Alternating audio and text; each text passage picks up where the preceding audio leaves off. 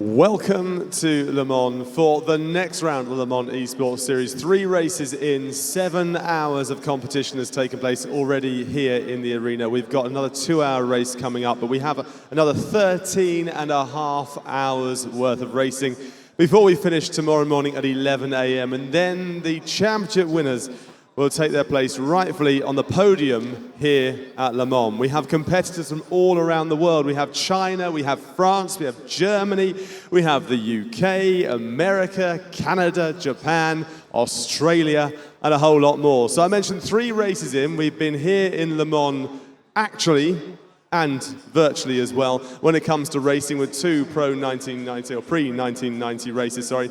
And we've been across to the UK as well, just racing at Silverstone. But we're back here in Le Mans when it comes to the circuits. We're going to the pre-1990 circuit. There is where the Mulsanne Straight really is just that. But 3 races in, we need to have a look at the championship points. So let's see where the teams stand as we get to the 1/3 point through the competition. And you can see taking the lead at the moment, Kitty Crew got 31 points. 31 points for this team after 3 races. Kitty Crew so far doing extremely well. They've only bagged 1 win though, although they have lined their pockets quite nicely with $4,000 worth of winnings. MAD Motorsport, they have got 2 wins in the 7th. They're on 30 points. Baguette are on 29. Williams 27. Veloci on 21. Then Tirewall Racing, a brilliant performance in that last race, are on 18. Equal points with Wildcats and the mighty 38. Little jump down to 15 points of CMP. Keep It Simple, they're on 12. And then we get to the 2 on single points with Advocatus Diaboli. They are also known as Lionheart and SMP Racing as well. Now, the points at the moment, they mean a couple of things. That points order you just saw, that determines the grid for this race, but inverse order. So if you're 12th currently in the points, you're on pole, which is quite a nice place to start, and then you have a chance of winning some money. Remember, $100,000 in total prize up for grabs here in a 24-hour period in Le Mans. Not only that, the points also equate to how far you start ahead of your rivals when it comes to race 9. But to explain all of that and look back at the races so far, let's hand over to our commentary team. We've got James Kirk and Bo Albert. Very much, Bryn, and it's changed, Bo.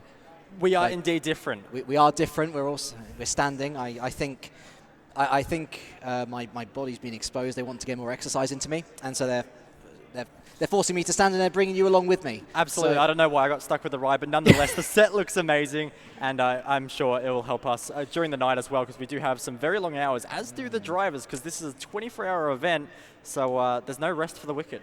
Absolutely not. And speaking of wicked, we should talk about the wickedly fast car that dominates the race coming up. It's Group 5.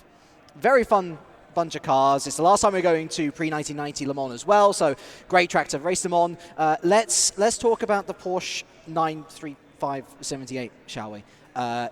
The car that is 16 seconds faster than everything else. I'm not sure what there's to talk about. It's fast, it is incredible, and the 2 teams that have decided to go with that Porsche are going to be extremely quick. So those 2 teams are going to be rapid. So that is, of course, Advocatus, and we also have the likes of, I believe it's Keep It Simple as well. So by doing that, they've actually ended up ruining their budget pretty much. So we've got an updated tally as well, and currently Keep It Simple have actually got the highest budget used so far. So they're already $90 million into their budget. So that is quite the chunk, especially when there are some teams only just creeping over 82 million. So that is an $8 million difference. Was the Porsche worth it? Probably, but it will hurt them down the line. For those who were trying to keep tabs with qualifying yesterday as well, that Porsche lap, they took pole position in that particular qualifying session, featuring the Group 5 cars. Another one on display here, the BMW. We've got the Lancia Corsa Beta Monte Carlo Turbo. That's a very long name, but you won't see much of it, mostly because the Ferrari was ultimately the car which was selected the most. But this Porsche, it basically is a situation where if you can drive it, and it's a big question of if you can drive it, because it is a beast to tame. Absolutely. It's Keep It Simple, and it's Advocatus Diaboli, also known as Lionheart. Those 2 have selected that particular car. Advocatus struggled with it. Yes. Keep It Simple didn't. But the good news for Advocatus is they've been looking in okay form, honestly. A couple of hiccups here and there, but they also start on the front row. And so in theory, those two who may not necessarily be looking at the big prize pool at the end of the 24-hour period, they'll be looking at this and thinking, quid's in. Absolutely, and there's a very interesting topic with the prize money in this one, because of course, you've got the likes of Keep It Simple. They were brilliant in the Porsche. It looks like they've got it figured out, and I don't think anyone's really questioning them as the favourites should nothing go wrong in this event. Of course, Advocatus is, of course, a very quick team. They've got the Porsche, so looking strong. But the rest of the teams are all in the Ferrari, which means there's one spot on the podium and $1,000 up for grabs as well. And they're all in Ferraris. It's a straight fight for the rest of them. Who's going to get that final spot on the podium? It's too hard to say for me personally. The fight for third is going to be interesting, but let's talk about race 3 as well. That has just gone by in the last half hour here in local time. And goodness me, what a fascinating ride it was as well. 3 hours of Silverstone. We've got a highlights package coming your way to just show you what happened.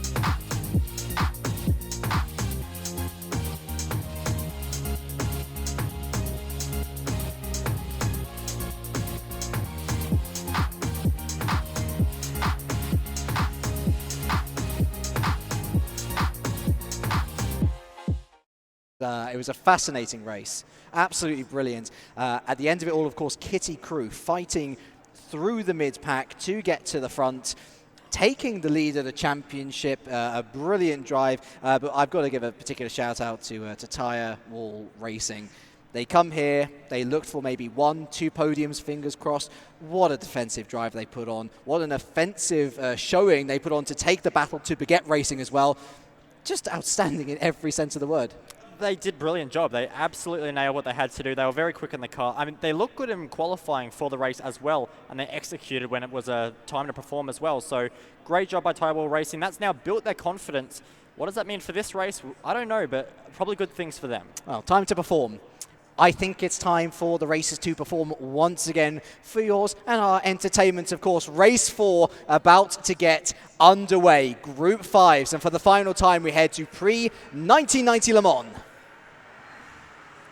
And we are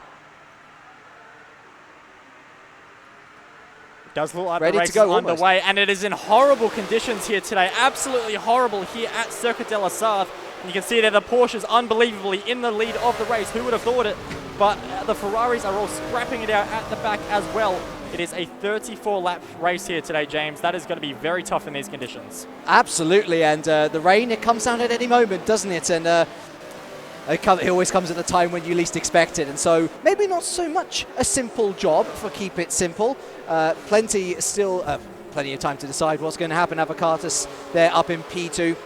As for the rest of them, It's all about finding their space on track. They will not have been expecting these conditions. They're thrown in straight away. There's no free practice when it comes to actual race day. It's race after race after race. And so while Simple flies off down the road, everyone else is looking to scrap away in that battle for third, which we identified earlier. Yeah, absolutely, and it looked like when the ticker last came across, there you go, Veloce Esports do hold the top spot when it comes to the Ferrari class, but of course, where is Advocatus? Of course, they are in the other Porsche. You would expect them to be extremely strong, and unfortunately, we said this was a tricky car to be driving, and Advocatus find themselves at the back of the pack. Of course, with the pace of this car, you might as well not even start the race for the first lap and just take a break it so quick. But Advocatus, it's not the ideal place to start the race because they are losing so much ground to keep it simple. Who fly down that back straight, and who knows how quick that Porsche is in a league of its own. It is some 100 kilometers an hour faster. Oh, is that on that back straight? Only 100 kilometers per hour faster. That's nothing. Good BOP. I'm just imagining like stamping on the brake. Oh, it's absolutely horrifying to try and get stopped, especially in these conditions. As for everyone else, their fears will be everyone else around them, really, because it's one thing to battle on such a high velocity circuit with other people. Throw in, I would argue, treacherous rain conditions, puddles starting to form, and you've got yourself a whole other ballpark. Already someone having a little slip out the Mulsanne corner there, but it is Simple leading from Veloce, and I think Veloce especially need to put in a good performance because they have underperformed in the last couple of races.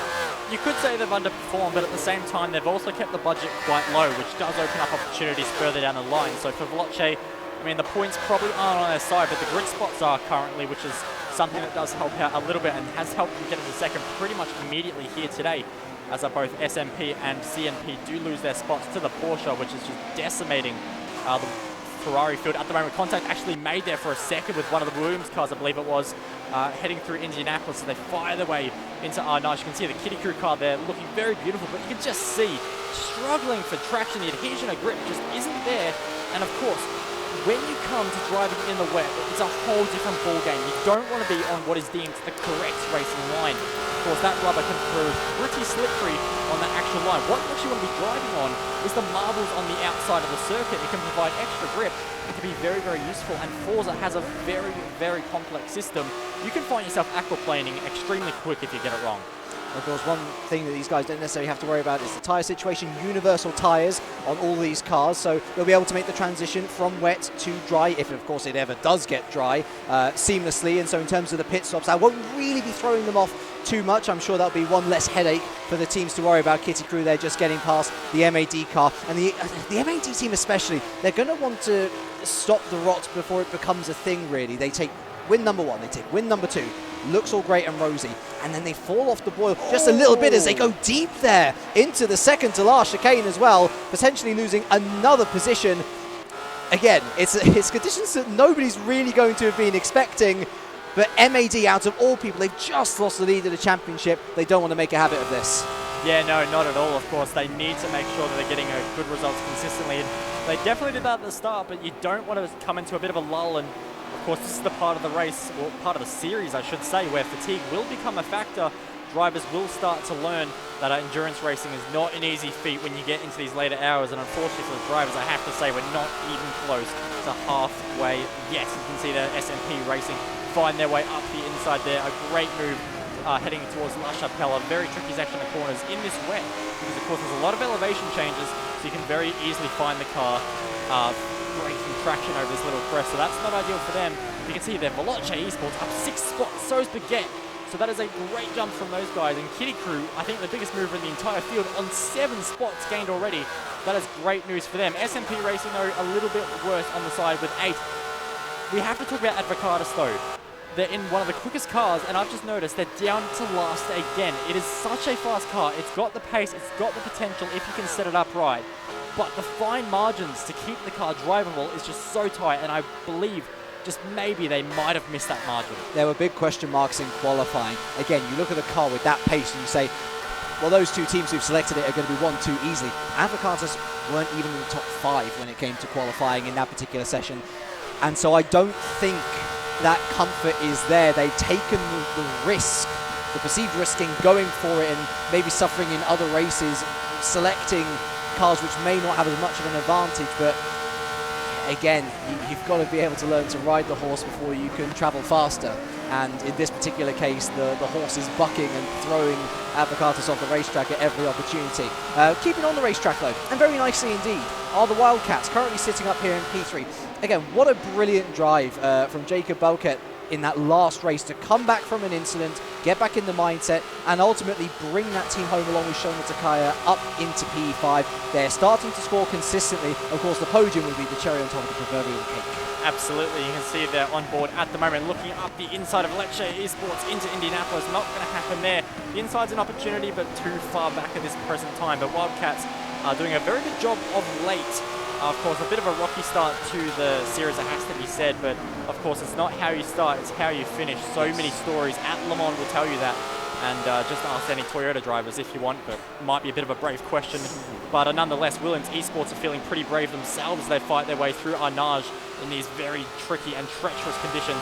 Already some 40 seconds behind your race leader and Keep It Simple, and they're definitely keeping it simple out in front at the moment. Looking back though at Team Baguette Racing and looking very closely as I just overshoots a little bit there for Aurelian Malay, one of the quickest drivers you will find in Forza, and he's in the Ferrari at the moment, and I have to say he looks like a man on an absolute mission.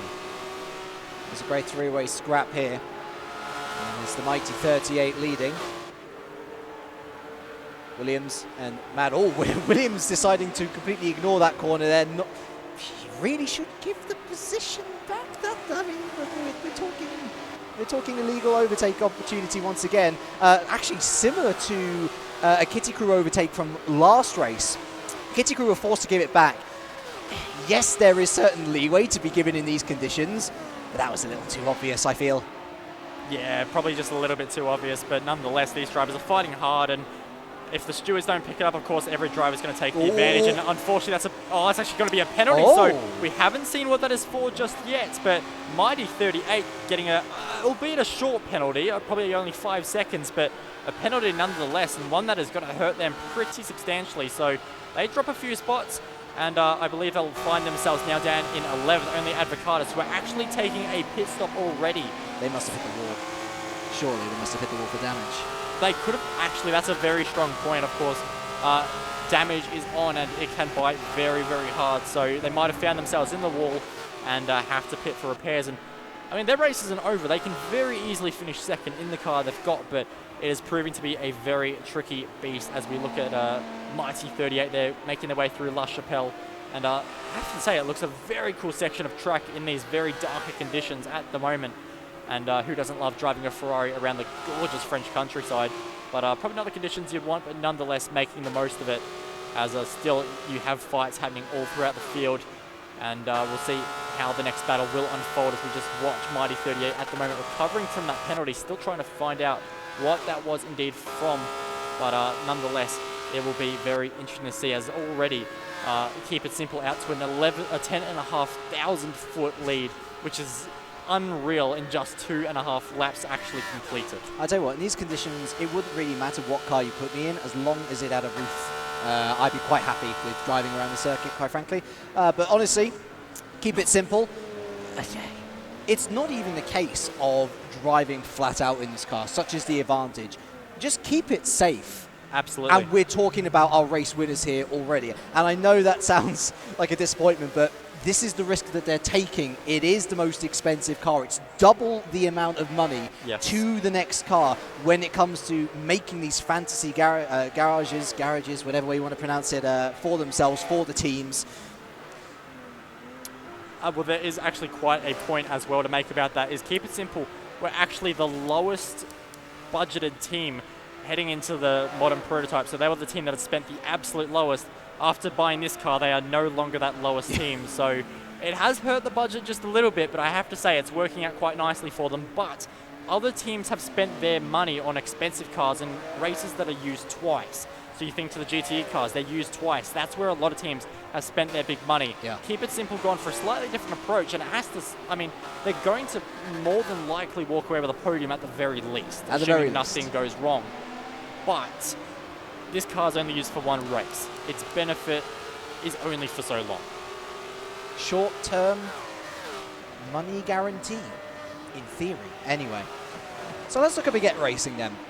Involved in a massive, wonderful scrap with Tire Wall Racing in race number 3, and they find themselves right in the thick of it here. Veloci up ahead of them, and Wildcats to the right. Are we stuck in the middle with them? Well, they're looking to make their way up to second as quickly as possible. Lage, Aurelien, Mohamedi, Maleh in the car. I think we all agree, probably the strongest driver out of that lineup, so they want to make the most of this particular situation. And Veloci in particular as well, doing a good job here. I know that they've gone for potentially one of the weakest cars in the GTE category as well. I was talking about Harry with it earlier. And it feels like they're looking to make gains in all the other races, try and make themselves as competitive as possible, which is why I said maybe underperforming in other ones. Not underperforming, in fact excelling in the wet conditions. And it's great if you've got drivers actually who are good in these conditions. Your quid's in, honestly, because they come 1 in a million. Well, absolutely, and I wonder how many teams have spent a lot of time practicing in the wet and in what circumstances. And we'll see how it does go, because these drivers, the rain is an entirely different beast and it requires a very different driving style, as I sort of touched on before. You can see they're looking at Baguette Racing, you see just how slippery the conditions are. And whilst we are on all-weather tyres, they are not gripping into the circuit how they would like.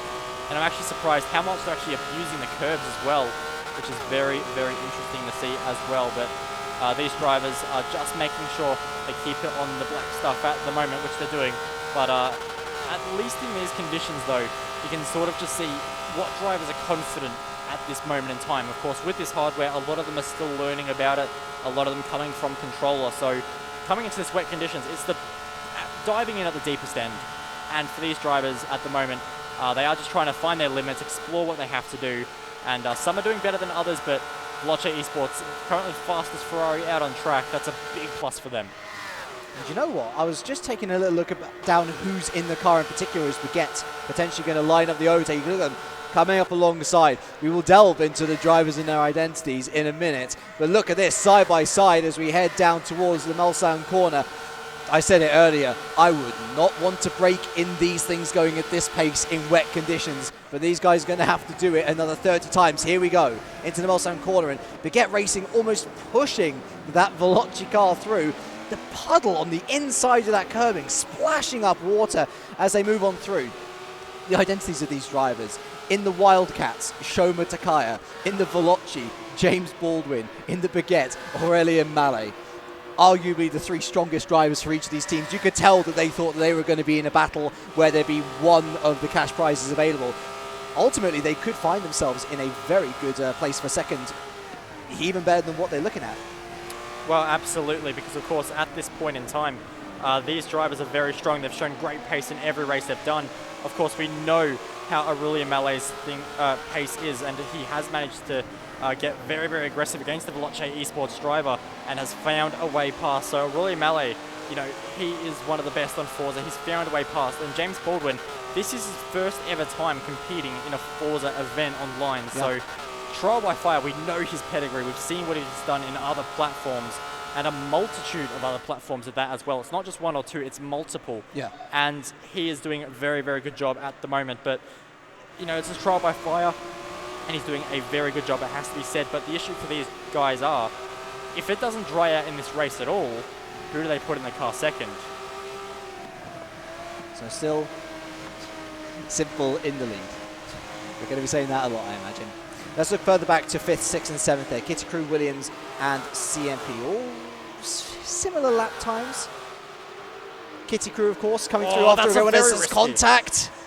And who's that between? That's Wildcat. So this is Wildcats and Kitty Crew behind potentially, or is he looking for the overtake here? Overtake. Overtake. And that is completed as well. So that's Veloci down to 4th. So they've lost 2 positions. Over the last course of this lap, there must have been a mistake in that final sector. Potentially, but sim racing can be such a mental game at the best of times. It is such a game about making sure you keep your calm, making sure that you keep your cool. You know, James is a very experienced driver. He knows what to do, but if you get past once, it can affect your confidence. You can think, oh, I could have defended here, could have defended there, and just affects your confidence a little bit, and that can allow another mistake to creep in, and that might have just happened to James there, and slid down another position, and more importantly, out of the money as well. So not what Veloce we're looking for, but you know, it's not like he's dropped off the face of the podium at all. He's still very, very close, and you can see the body language of the car as they slide their way through La Chapelle, heading towards the brilliant Tetre Rouge section of corners. And for these drivers, it's all about nursing your way through, and they have to be careful as well, because Kitty Crew aren't far back in the background either, as you see making their way down the gorgeous Mulsanne straight, trying to keep the line of least resistance of Veloce Esports in the slipstream there of the car in front. But it's going to be all about how much he can make a move stick into Mulsanne. We've seen drivers go for moves all day here at this circuit and not be able to pull it up in time. So what can James Baldwin do? Is he able to make it stick? Of course, they're in equally matched cars in a slipstream in these conditions, not really helping all too much by the looks of it. So the Veloce car is going to have to do it on the brakes if he can, but it's always a bold move, especially in these conditions. All the meanwhile as well, you can see Baguette Racing there just further on up the road. He'll be hoping these guys just go into battle for the next 5 minutes so that he can focus, get on down, and make sure that he gets as much time on these two as possible. It's laws of racing, really. And I guess another thing we've got to consider, we'll delve into it a little bit further, is potential pit stop adaptations, of course. The wet weather going to be meaning longer lap times, which is going to affect it potentially. We'll delve into that in a little bit. For the meantime, down to the Mulsanne corner we go then. We're on board, actually, with the CMP car. We were talking about them earlier, looking ahead to the Williams Esports, into the braking zone now, nice and heavy. The CMP not looking up the inside. There's always that temptation when they take that outside line to think, but what if I just step off the brake pedal for a little bit, get that extra little inkling of an opening on the guys, you know, maybe surprise them. It's lap 5 of 34. They're not going to be doing that, especially in the wet conditions. One wrong move and you're going to find yourself in the deep part of the gravel, and that's all hopes of any sort of money gone down the drain, quite literally. It's an extremely tempting move. Every driver has always thought of making that move. It's so easy to do. It should be done easily, but the benefit just does not, you know, meet up with the risk involved. If the other car doesn't see you, he turns in.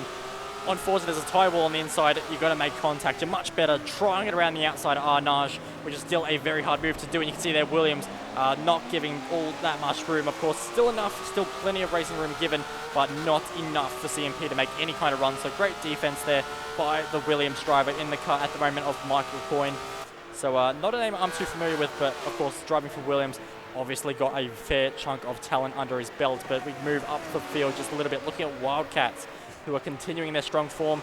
But meanwhile, actually, a bit of an attack there by Mad Motorsports around the outside at the Porsche curbs in wet conditions. That is a fantastic move. I wouldn't want to do that move in the dry. They've done it in the wet. So Mad Motorsports living up to their name and being a little bit mad. Great move there, running a little bit wide, really utilizing the marbles of the circuit there to get that extra grip, doing exactly what they need to. So CMP go from attack to defense to losing a position. What is it about Mexicans and wet racing tracks? Welcome to Le Mans Esports Series, Mariano Rubalcaba Ocaña. That was a wonderful overtake. And after a sloppy start for Mad, they've finally been able to regain a position up, taking advantage of CMP, who themselves were looking to make moves. Speaking of, they say that cats hate water. Well, these Wildcats are absolutely loving it. Baguette, they're showing good pace. But Takaya, I mean, how many times have we seen him go over the Tetre Rouge?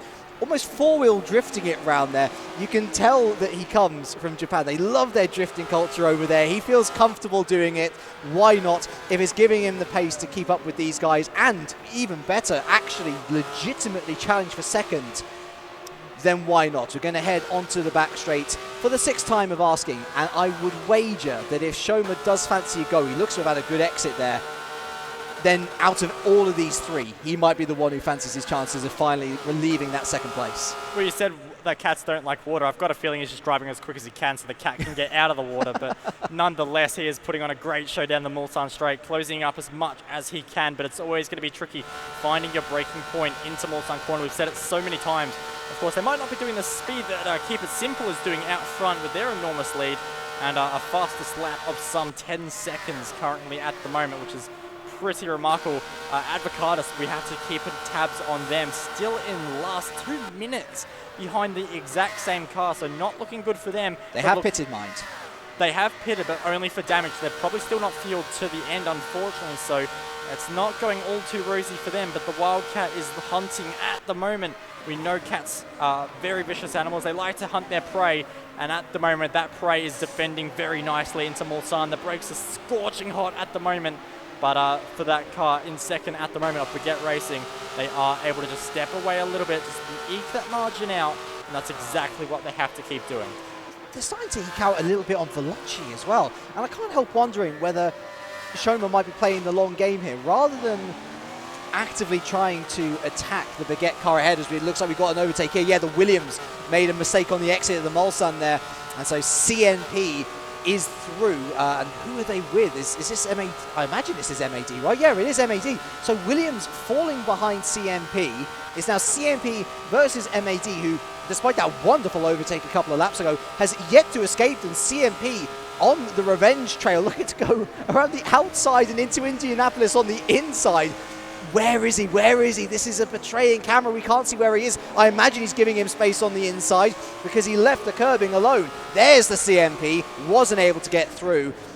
Good defending from Mad, using that outside line to his advantage. Yeah, absolutely. And now it's just all about making sure you get the run, which none of them do. So it's a bit of a stalemate as they exit Arnage corner. But great move nonetheless, and good racecraft as well from both drivers. Give each other room. That's what we like to see. Everyone walks away with a clean car. Everyone has a bit of a fun battle, because as a racing driver, the most fun you'll always have isn't winning races. It's when you have that ultra intense scrap against another driver. That's the best moments. That's what all these sim racers love, and they'll be all relishing this challenge at the moment as they fire their way through the Porsche curves in these gorgeous Ferraris, and using all the track, but the windscreen wipers are getting absolutely abused as the rain continues to come down here at Circuit de la Sarre, so no signs of easing up at the moment.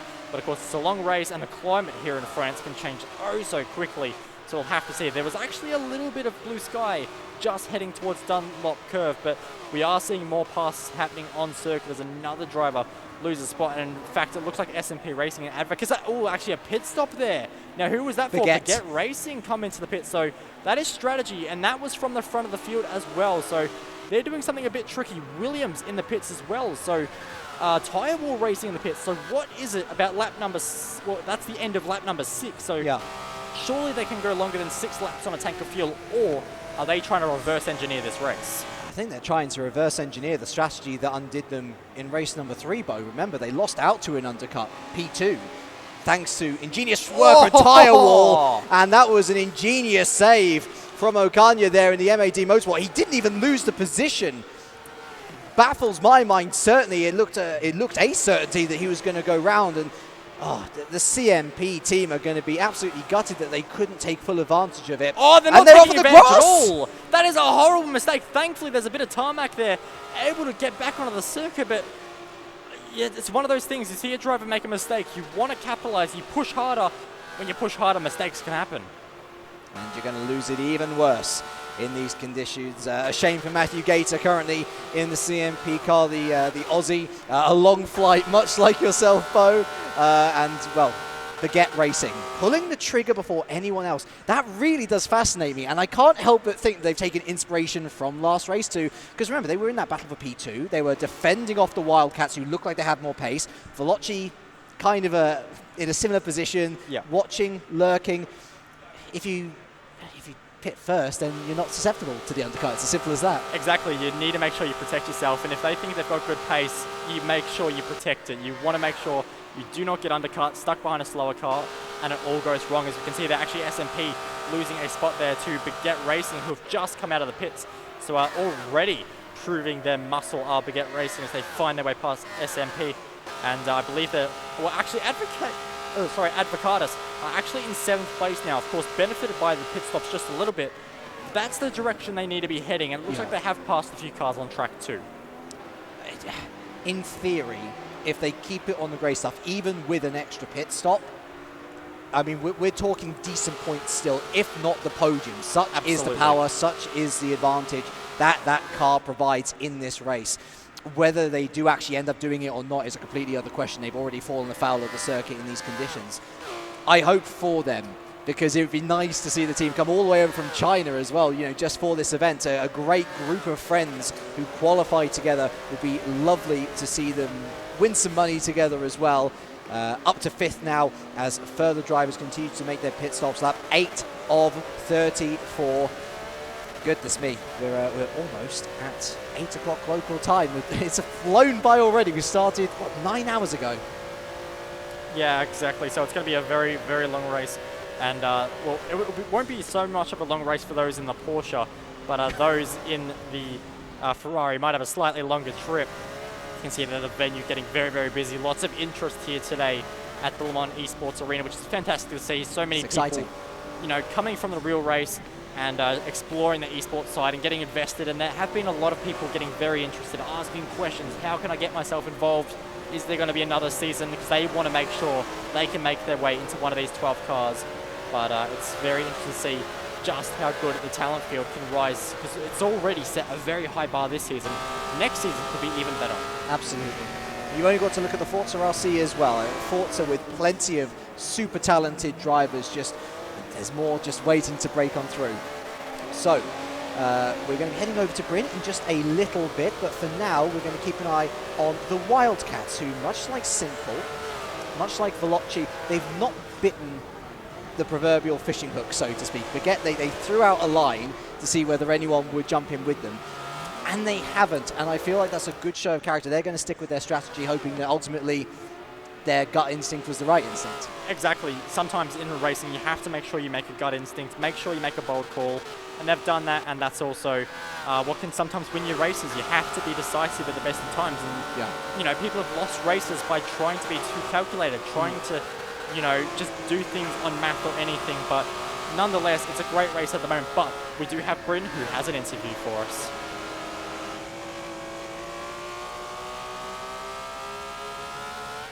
Thanks very much there, James. Yeah, I'm just hunting, I'm stalking around, trying to get an interview with one of these drivers, because I want to find out what it is like racing in these conditions. I know that you've mentioned quite a lot of incident, particularly at the start. I mean, that was an absolutely crazy start, wasn't it? I went over to Mighty 38 just a few moments ago, but there's 2 drivers in that team, and they are, I think, feeling it right now. They've got quite a bit of time to spend in the car, maximum 12 hours per driver. So let's just go down here. Here we go. So I've got MAD Motorsport, driving in these wet conditions, right?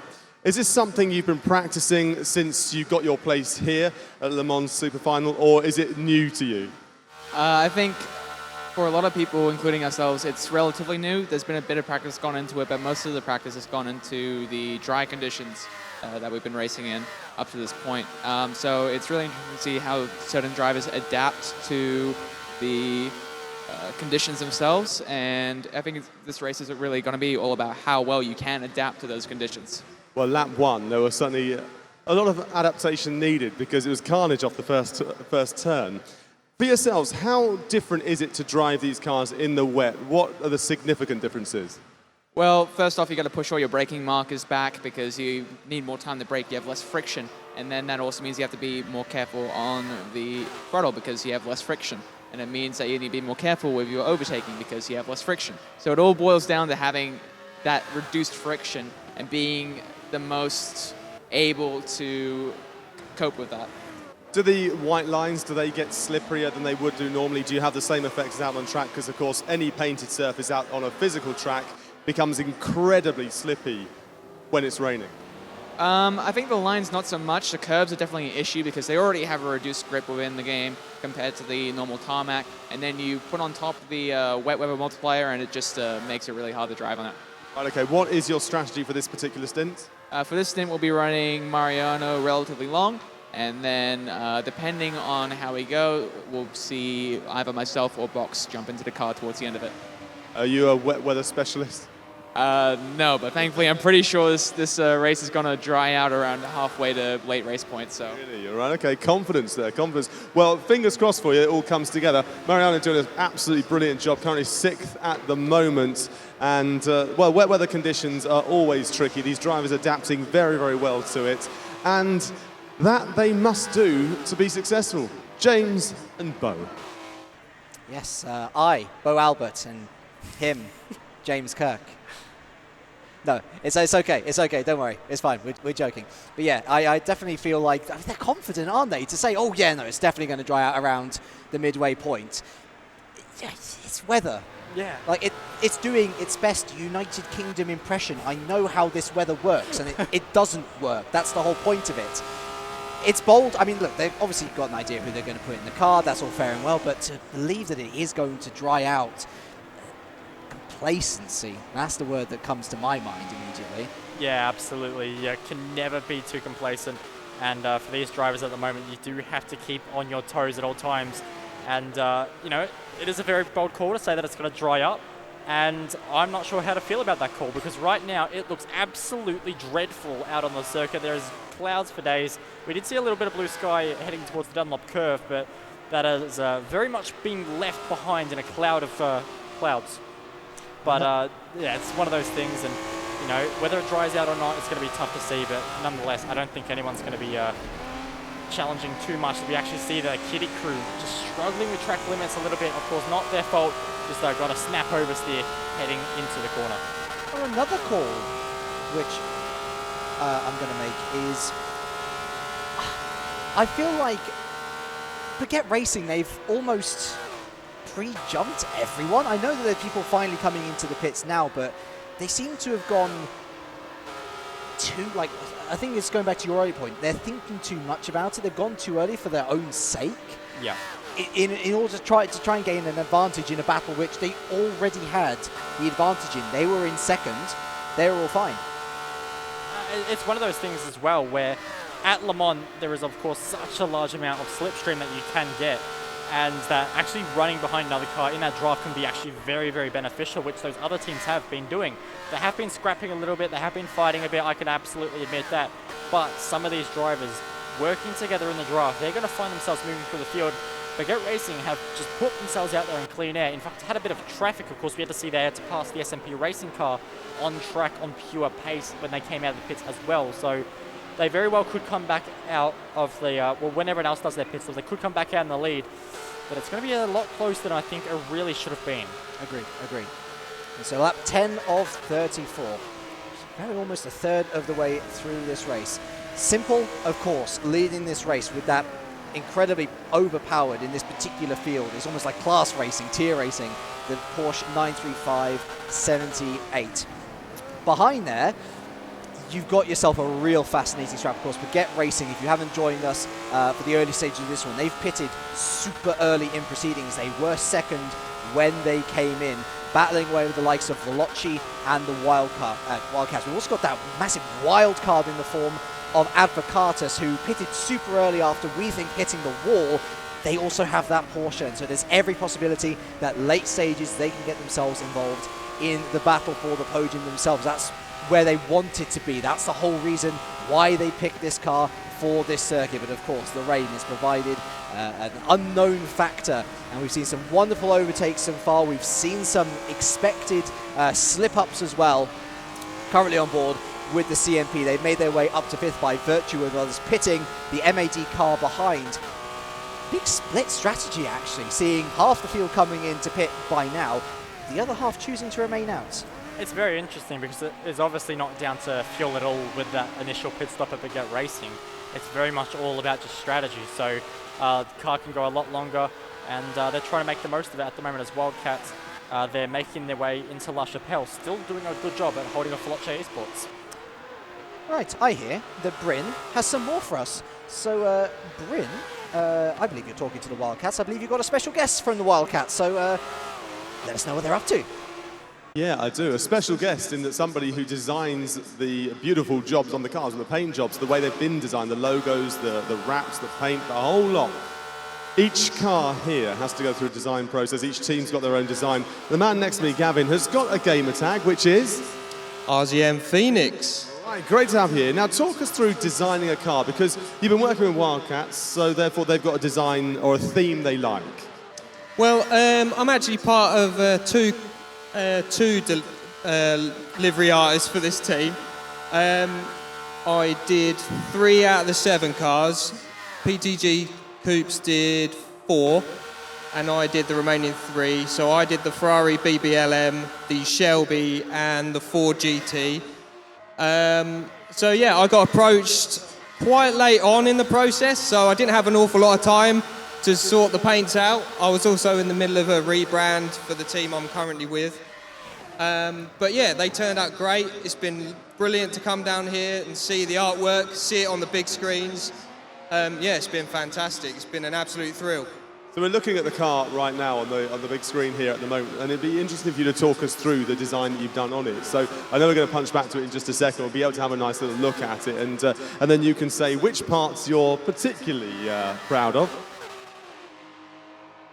Well, just the overall shape, the colours and the main design was really sorted out by PTG Coupes. We basically worked together on it mostly. He decided the colours, he sorted out the logo, and I put a little bit of my own flair on the 3 paints that I did. So how long does it take you to come up with a design, a finished design that is all signed off and ready to go?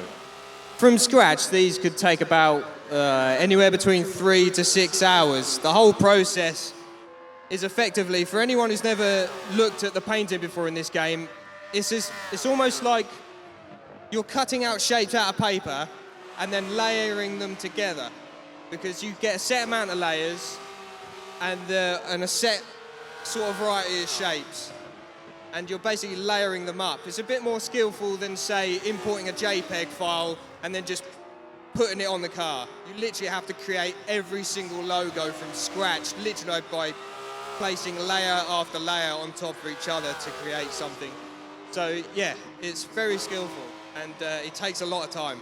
Wow, it's absolutely fantastic. Thank you very much, Gavin. I'll let you relax again now, but there you go. So that's what goes into designing these cars, the way they look, the overall look of these cars, which makes the spectacle we're seeing here in Le Mans even more impressive. Back to you guys. Well, it's very impressive, and it's impressive the battle that we've just been witnessing as well. Veloci and Wildcats going at it while that lovely piece was going on. Thank you very much, Bryn. I mean, honestly, I know well the livery design element of sim racing, e-racing, whatever you want to call it. Goodness me, if you want it to look good, you've got to spend a lot of time, a lot of care, put a lot of detail into it. And I got to say, bold colours. I do love the Wildcats look, and currently being driven beautifully by Shoma Dakaya. But I've also been taking a little look at the car in P4. Advocatus Diaboli find themselves about 16 seconds away from this battle for P2. Reminder, they have pitted already, so in theory, they've got an extra pit stop to put on top of what they're already doing. But it really does prove that they are still in that battle for the podium. And we have just been given a little hint, and I look up to the skies on this wonderful virtual pre-1990 Le Mans circuit, and it has stopped raining. Now, for Forza, there's no individual racing line. It is universal track clear reach. So in terms of the track getting drier, it's going to be across the entire thing, so there's no need to worry about that one drying line. That's actually great for us, because it means that there are more chances to overtake at an earlier opportunity. I will also bet that it'll be excellent for Advocatus as they look to climb back up to really where they should be, which is P2. Yeah, absolutely. And for Advocatus, you know, they need to just keep the car on the track, keep hitting the lap times, hitting their marks, and making sure that they can get the best out of it. As you can see, a lot of drivers did come into the pits last time around, and that is why we don't have all too many sector times, of course, as well, because we did have our race leader in the pits, and unbelievably, they came out of the pits with a 2.5-minute lead. So I'm not saying they're in with a good shout of the win today, but they're in with a good shout of the win.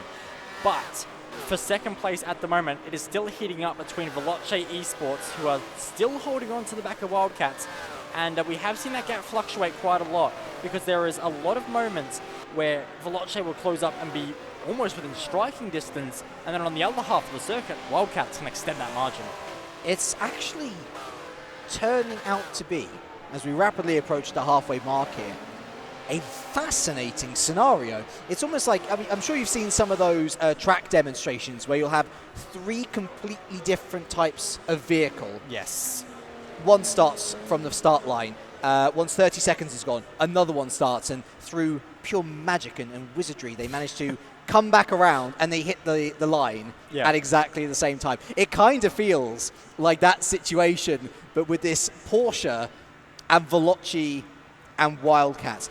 And I'd be really worried about Wildcats and Veloci, because if Advocatus catches them at the wrong point when, well, whichever one's behind at that point is thinking, right, I'm going to go for my move now, they could have left it too late, and they could go from potentially $2,000 or $1,000 to nothing because they've let this faster car creep up on them. Well, that's a really weird word for a car of that pace, but you know what I mean. They can't just ignore it as a background noise. They've got to see it as a very real threat to money earned and points earned from this particular round. Yeah, it's definitely not a stealthy car, but it can sneak up on you. I think with that pace, you can be 10 seconds ahead on one particular part of the circuit, and before you know it, it's right behind you looking for a way past. And with the pace it has, it won't be all too hard to find a way past, but we do have a little bit more strategy. Of course, it is the very first lap where it hasn't rained at all, and a few teams are trying to take advantage of that, one of which is third place in the race overall at the moment. See a very quick pit stop there,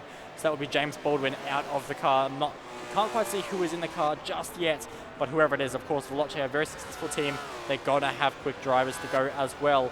And for CMP, they're going to go another lap. And they've got Matthew Gator at the moment, the Australian, who is making sure that the car is just well and truly on track, just hitting his marks, which is what he needs to do. And I was talking to Matthew in the pre-race build-up, as we actually had the Michelin Lounge, and at the moment the Michelins are being a bit abused there, as they have to stop really, really hard for that Mad Racing car as they drive into the back of the Veloci Esports car. But I was talking to Matthew, and he does not play Forza all that regularly, so he has worked extremely hard to get himself into this event. Usually plays on a different platform entirely, so it's going to be very, very interesting to see how he does adapt in these conditions, because this isn't what he's used to at all. Of course, he's used to another sim, another platform, so it's a lot of learning to go for him as well. It's not just from controller to wheel, it's an entirely new thing for him. It's fascinating. I mean, that was millimeters between coming out in traffic and not.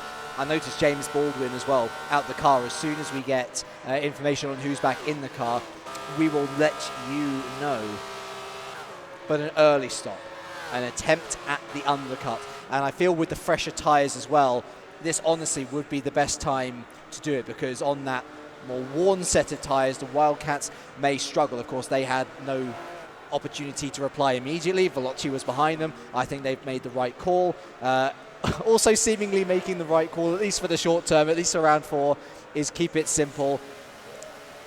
Simply put, they've kept the car on the road, and the car is fast, and they look excellent.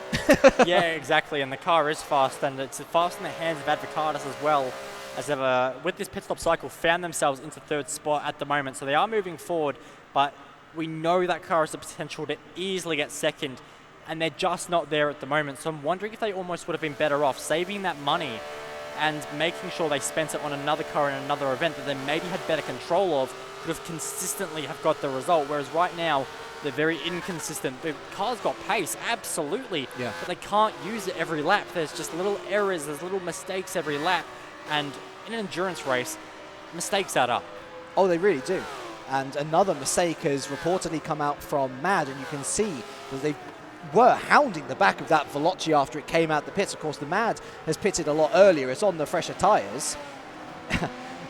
And yet, again, another mistake going deep at Indianapolis there. They're starting to add up, and that is inviting pressure from the car behind. Now, is this the Baguette Racing car, I wonder, or is it not? Yes, it is the Baguette. So, sorry, my apologies. I don't think MAD has actually pitted yet, but Baguette has. And this draws all the way back to that massive undercut that they were attempting in the first 10 laps. It's not really worked out, because they were second when they pitted, and they're now behind Veloci, who are behind Wildcats, so they've effectively put themselves at the back.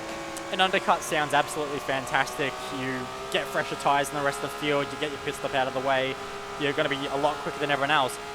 Issue is you've got to get through traffic, and getting past traffic takes time, and if you're come against someone who's very good at defense, you can lose seconds a lap. So all that benefit, you know, you might gain half a second a lap, which sounds great. If you lose 3 seconds behind another car, that is horrific news for your undercut.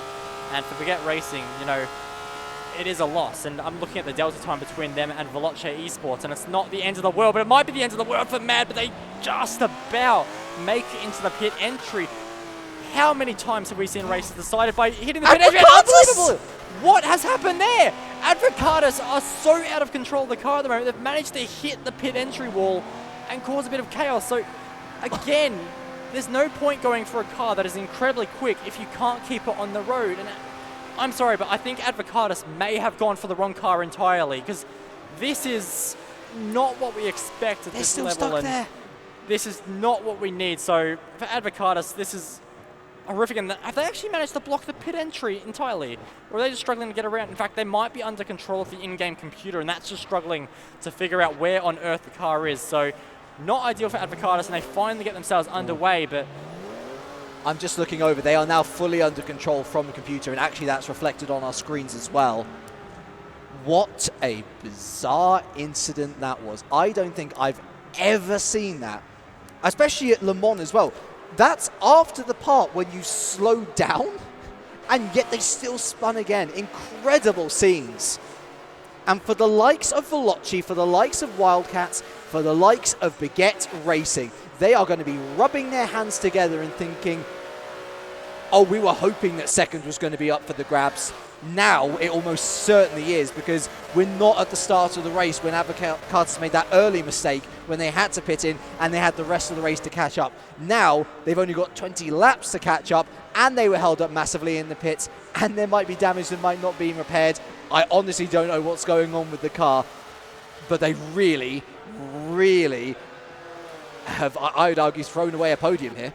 I would argue that this is a nightmare for them. They've invested heavily in this car. It was more than capable of a stunning result, and they've just not been able to deliver it. Like, we know these are quick drivers. We know they're capable, but the limited amount of practice and experience perhaps on a wheel for some of these drivers, it's just become a factor in this race, and they've not been able to keep the car underneath them. Admittedly, the wet weather made life even harder for them, but these drivers are just overdriving, I think, now. They're trying too hard to make up for lost time, and they're working too hard, and they're just pushing the car beyond its limits, which, you know, everyone says is a good thing, to push the car beyond its limits, but it's really not. You have to make sure you keep the car within its limits. Don't go beyond the grip. Don't scrub off speed. Don't slide the car around. And for Advocatus, it's just not happening at the moment. In fact, the fastest laps of the race we've seen in the 3:27 bracket, and I'm wondering if they've got below a 3:30. Rather, it's ironic, isn't it? They call themselves the Devil Advocate. Well, this car appears to have been the Devil's Snare, the Devil's Temptation. And speaking of the Devil, Bryn, over to you. Much to that. Advocatus were a bit awry. And the people that hit them, MAD Motorsport, tell us what happened from your point of view.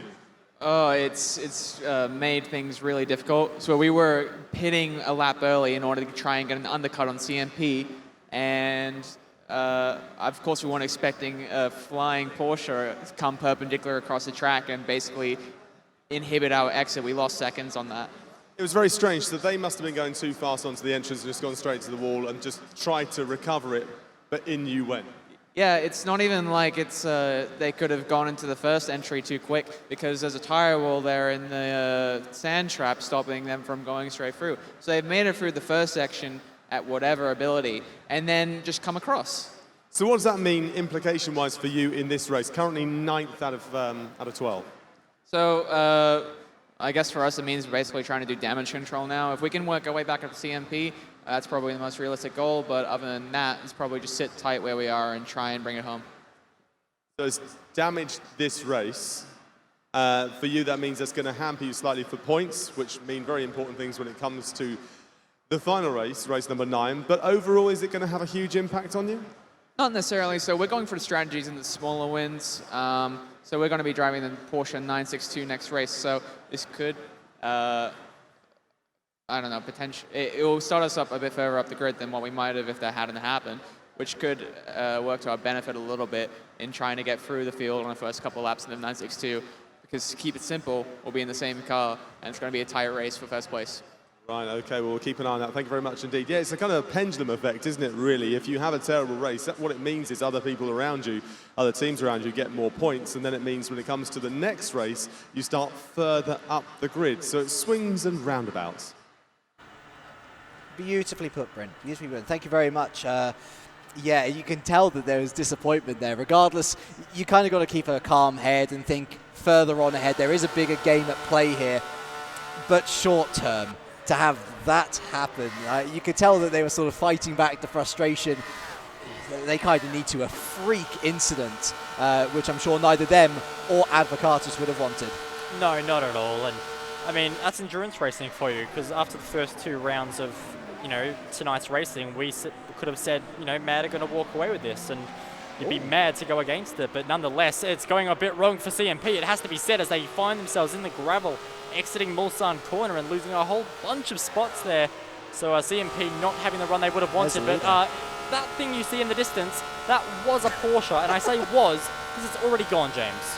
Bye. See you later. See you in another like 20 minutes or so. Goodness me. It does fly, doesn't it? It does absolutely fly. Shame there for CMP, battling away with the Veloci, of course, trying to... These two on completely different strategy. The CMP pitting a lot earlier, Veloci on an offset strategy. Not sure whether it's going to see him to the end of the race. I think there's one more stop for all of these guys yet. But MAD basically forced down the order thanks to that issue. Keep it simple, of course, still at the top, which all leaves us with Wildcats, who are happily dancing off into the distance. Still yet, I think, to make their first stop.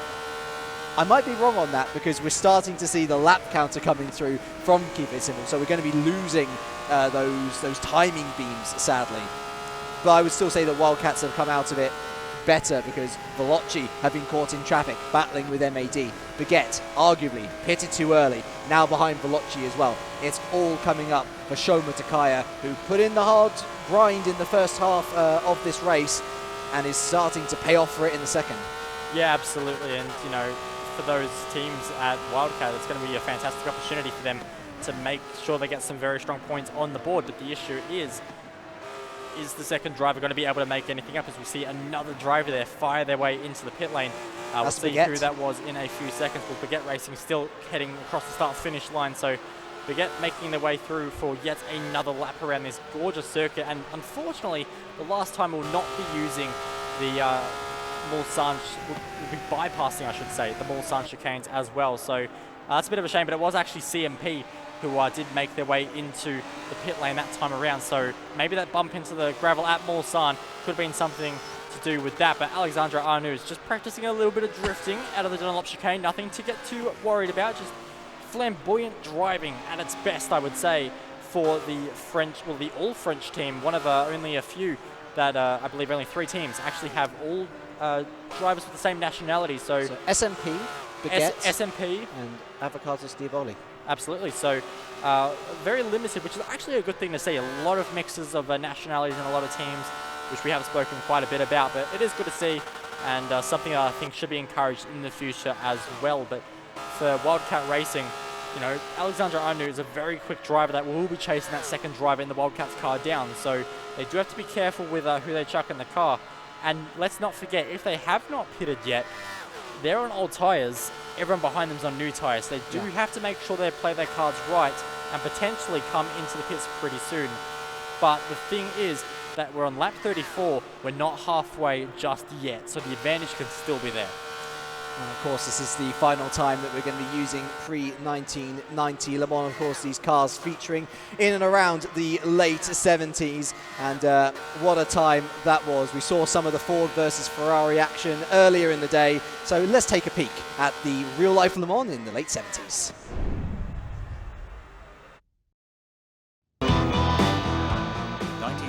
And the major news is a celebrity in the Porsche number 70. Paul Newman. Yes, the world-famous actor is taking on the greatest endurance race in the world. And there's glamour on the starting grid with the Hawaiian Tropic Girls here for the first time. A fine day this Saturday, June the 9th, 1979. The field's superb, even if, of course, we regret the fact that Alpine Renault aren't here to defend their title. There are 20 Porsches among the 55 cars, including 2 Works 936s. There are other prototypes here too, the Mirages, the Rondos and even 2 Domes from Japan. The cars from Group 6 are of course favourites, but watch out for the numerous Porsche 935s in the IMSA category. Very quickly, and as expected, the 2 Porsches, the 12 and 14, take control. A close-up of the Porsche 41 at the American brothers Bill and Don Whittington, accompanied by Klaus Ludwig. This Kramer racing car made it into the top 5 in the second hour. Jackie Eakes is disheartened as the 936s hit problems and are well down the field. When night falls, major news as it starts to rain at Le Mans, a deluge in the Sarthe and the clockings suffer. It definitely gives the Porsche GTs an advantage up against the prototypes. For the spectators, a tough night is starting. It doesn't stop the Porsche 41 taking first place overall. And come Sunday morning, the 935s are dominant. Let's get back to Paul Newman, the undisputed star of this edition. The fans and the media are loving it, and the car is second. Maybe, just maybe, we'll witness a world-famous cinema star win Le Mans as a gentleman driver competing for the first time. Especially as the Porsche Kramer has hit trouble, and the gap between the 2 leading cars is down to a mere 4 laps. Rolf Stommelen has the bit between the teeth. Hope reigns in the Barber camp at Le Mans. At Kramer, there's no need to panic, but there was a serious warning, as more than an hour was lost to transmission issues.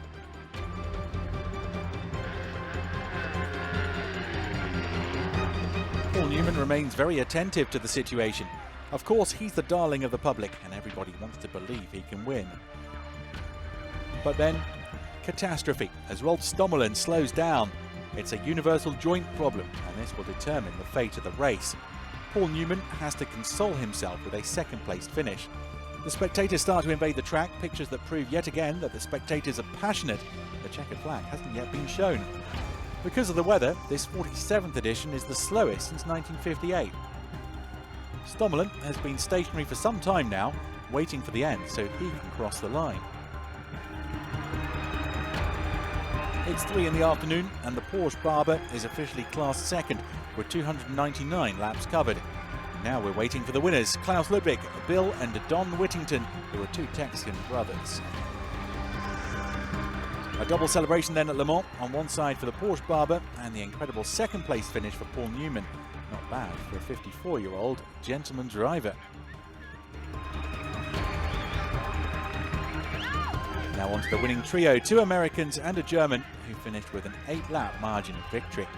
They managed to avoid all the pitfalls in an edition destined to live long in the memory. This is the first victory by a private team since 1965.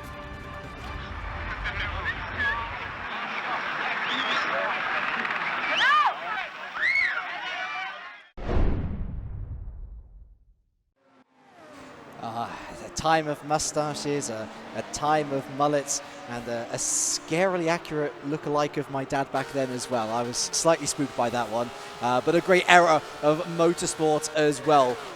Brilliant reel, but back to the pseudo-present, I guess. The same cars, but in the past. Let's focus on the race then. It is lap 17 of 34, exactly halfway through this race. What a lovely time to return. Keep it simple, of course. Out in the lead, as long as they keep it on track, they've got this one sewn up. They have lapped everyone in the field by this point.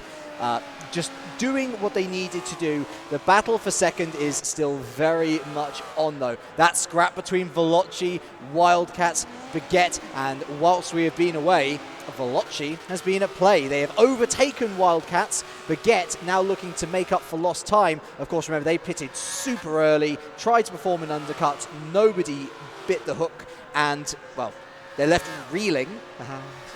It's a fishing joke, and also it was earlier. I'll stop talking now. Please. Baguette are looking to overtake. Wildcats is the shortened end of it. Yeah, and, you know, Wildcats have decided to go for Jacob Burkett in the car as well, so very talented pair of hands, and he should be able to chase down the Veloci Esports driver, which is Noah Schmitz at the moment in that car, who is also a very capable pair of hands to have around a track as well. So a lot of quick guys in the field at the moment, and you know, it does prove that this is a race that these drivers are trying to maximize. They know they perhaps don't have the car performance, so let's chuck in some of our faster drivers and try and balance that out just a little bit as the drivers make their way through that gorgeous section of corners. And Baguette Racing Well, they've just made a baguette of the car behind, because that is now what it is. It is behind them, and Wildcats falling down the order just a little bit more. But we've seen they do have some very strong pace, so if they can just stick with the baguette racing car, there's every chance that if something were to happen between baguette racing and Veloce Esports down the line, well, they could be the beneficiary. Are you ready for this one? Uh-oh. Are you ready for this one? I'm not ready. Oh, I'm not ready for and then that he either! wasn't ready either! Well, Wildcats go around in circles, and that is a nightmare for them. So out of nowhere, they've gone spinning, trying to move up the inside of Baguette Racing, and it has not paid off. So Wildcats getting a bit too wild, and unfortunately, the Cat is going to have to be astray at this point, because he is all by himself. That battle is gone. Let's top it off, shall we, with the joke I was going to make in the first place. They shouldn't have crossed their paths. Get out of the commentary booth. Okay, that's the end of my career, simple as. That's such a real shame for Jacob. And similar vein to race 3 as well. He was in at the start of race 3, made a mistake. Thankfully, on this occasion, it only cost him rather than other drivers around him. But he's going to be kicking himself because they're in such a strong place. And now Baguette have found themselves way further on up the road. They've got a bit of space to themselves, and I think they'll be looking more ahead to Veloce than behind to the Wildcats. And let's not forget that was a $1,000 move as well, because the third spot, of course, does come away with some prize money in this race. And Wildcats, I don't know how to feel about it, in all honesty. I mean, it's lap 18 of a very long race, so if they just stuck on the back of Baguette Racing, perhaps get to Veloce Esports as well, it could have been very beneficial for them. But they went aggressive early in the stint, tried to make the move, and unfortunately just did not pay off for them. But at the same time, they might have thought they didn't quite have the pace of Baguette Racing. If they let Baguette Racing get too far ahead, they might not have been able to reel them back in. So try and get the move back as quick as you can, and hopefully just defend to the end. They are still in a good position. Absolutely. If this is where they end up, and you're right, there are still 16 laps left, there is time for them to recover something out of this. You never know. Baguette might make a mistake themselves. Veloce might make a mistake. Who knows at this point? But, again, you've got to think long game. Much like MAD, this would be, if they were to finish in 4th, the 3rd consecutive race in which they finish in the top 5. Build that all up, and once you reach that super final, they could be in with a chance of the 3rd place podium in that race, in which case they'd be earning themselves an awful lot of money, much more than a race win for one of these races. Absolutely, and you know, that's a fantastic strategy, and a lot of teams are going for that final race strategy. They want to put themselves in the best spot they can, make sure that when it comes to that final race, they've got a good handicap, they've got a good car underneath them, and they can go for that 100k prize pool that is currently available for the drivers. Of course, some of that has already gone out to the race winners that we have seen, including Mad, who have picked up 2 race wins, and of course Kitty Crew walking away with that victory in our previous round as well. So we've had 3 rounds, and we've had 2 different race winners so far, on course for our 3rd, and I dare say pretty comfortably as well for Keep It Simple at the moment. They've lapped the entire field before the halfway mark, I should point out as well. So it's impressive, isn't it? There is every chance that the entire field is going 2 laps down, and whilst that might not be the margin of victory we're perhaps looking for at this event, it is also a part of the Le Mans history. Yeah. You think back to 2005, the Audi Joust team that had, I think it was Tom Christensen in the car. I think you had Emanuele Pirro in that car as well. It was an extremely strong lineup. It won the race by 15 laps. Yeah. Is 15 laps margin of victory exciting? No. Is it a part of the history of Le Mans? Absolutely. And this is just replicating another part of the history of Le Mans. It's not always about close racing. It's about executing where you can. Keep it simple. They've executed. Is it a technical marvel? Arguably one of the best technical marvels that Le Mans has ever seen, and certainly in terms of the Le Mans Esports series. The car is there. The car was open for everyone to choose. Absolutely. And all but 2 chose not to pick it for longer term game. I was just actually taking a little look, since we haven't really mentioned it, I don't think, since the very beginning of the day, the actual amount that you get for the top 6 places in that super final. A reminder, $25,000 for first place in the super final. Second place gets half that, $12,500. Third place, which we were mentioning, if Wildcats continue in the same vein of form that they are now across the entirety of the event, if they get third place, that's $7,500. That is more than double of what you get in one of these races. And so, again, it all plays back to that whole part of there is a strategy to it. You could turn up like Advocatus, like Keep It Simple, and think, you know what, we'll take these better chances for money in this particular race because we might not be there at the end. And for others, it's a case of, well, we'll try and get the scraps in this race. And to be fair, scraps they are getting, the likes of Veloci, Baguette and Wildcats, they would have thought that they would only be battling after looking at the sheet of who's chosen what car for third place. As it turns out, there's going to be 2 up for grabs. Not necessarily, of course. We know how quick the Porsche is. And I know it's a long way back, but in the hands of Keep It Simple, they've managed to lap the entire field, and they're only in 7th place. So I don't believe we can call Advocatus off the podium just yet. I really don't think we can. Their pace, when they can keep it on the road, is fantastic. When the track has been dry, which it has been for a long time now, and it looks, at least for now, set to stay that way for the end of the race, they haven't made too many mistakes. They did in the wet. In the dry, they've been a lot more consistent. They've read between the lines. They've been able to execute a little bit better. It's just going to be a case of minimizing the mistakes for that team. It's the only issue. I think you've got more faith than me. Okay. I base mine. I base mine off qualifying. In the meantime, Race Control has given a warning to Wildcats for avoidable contact. And so, just to clarify, not a penalty, a warning, just to say, calm it down, do that again, and you might be in for something a bit more rugged, something that might put you back a little bit. So worth keeping an eye on that one, certainly. I didn't see too much untoward myself, but clearly Race Control has. But yeah, just the fact that they didn't qualify in their qualifying session second, with a car that's 16 seconds faster.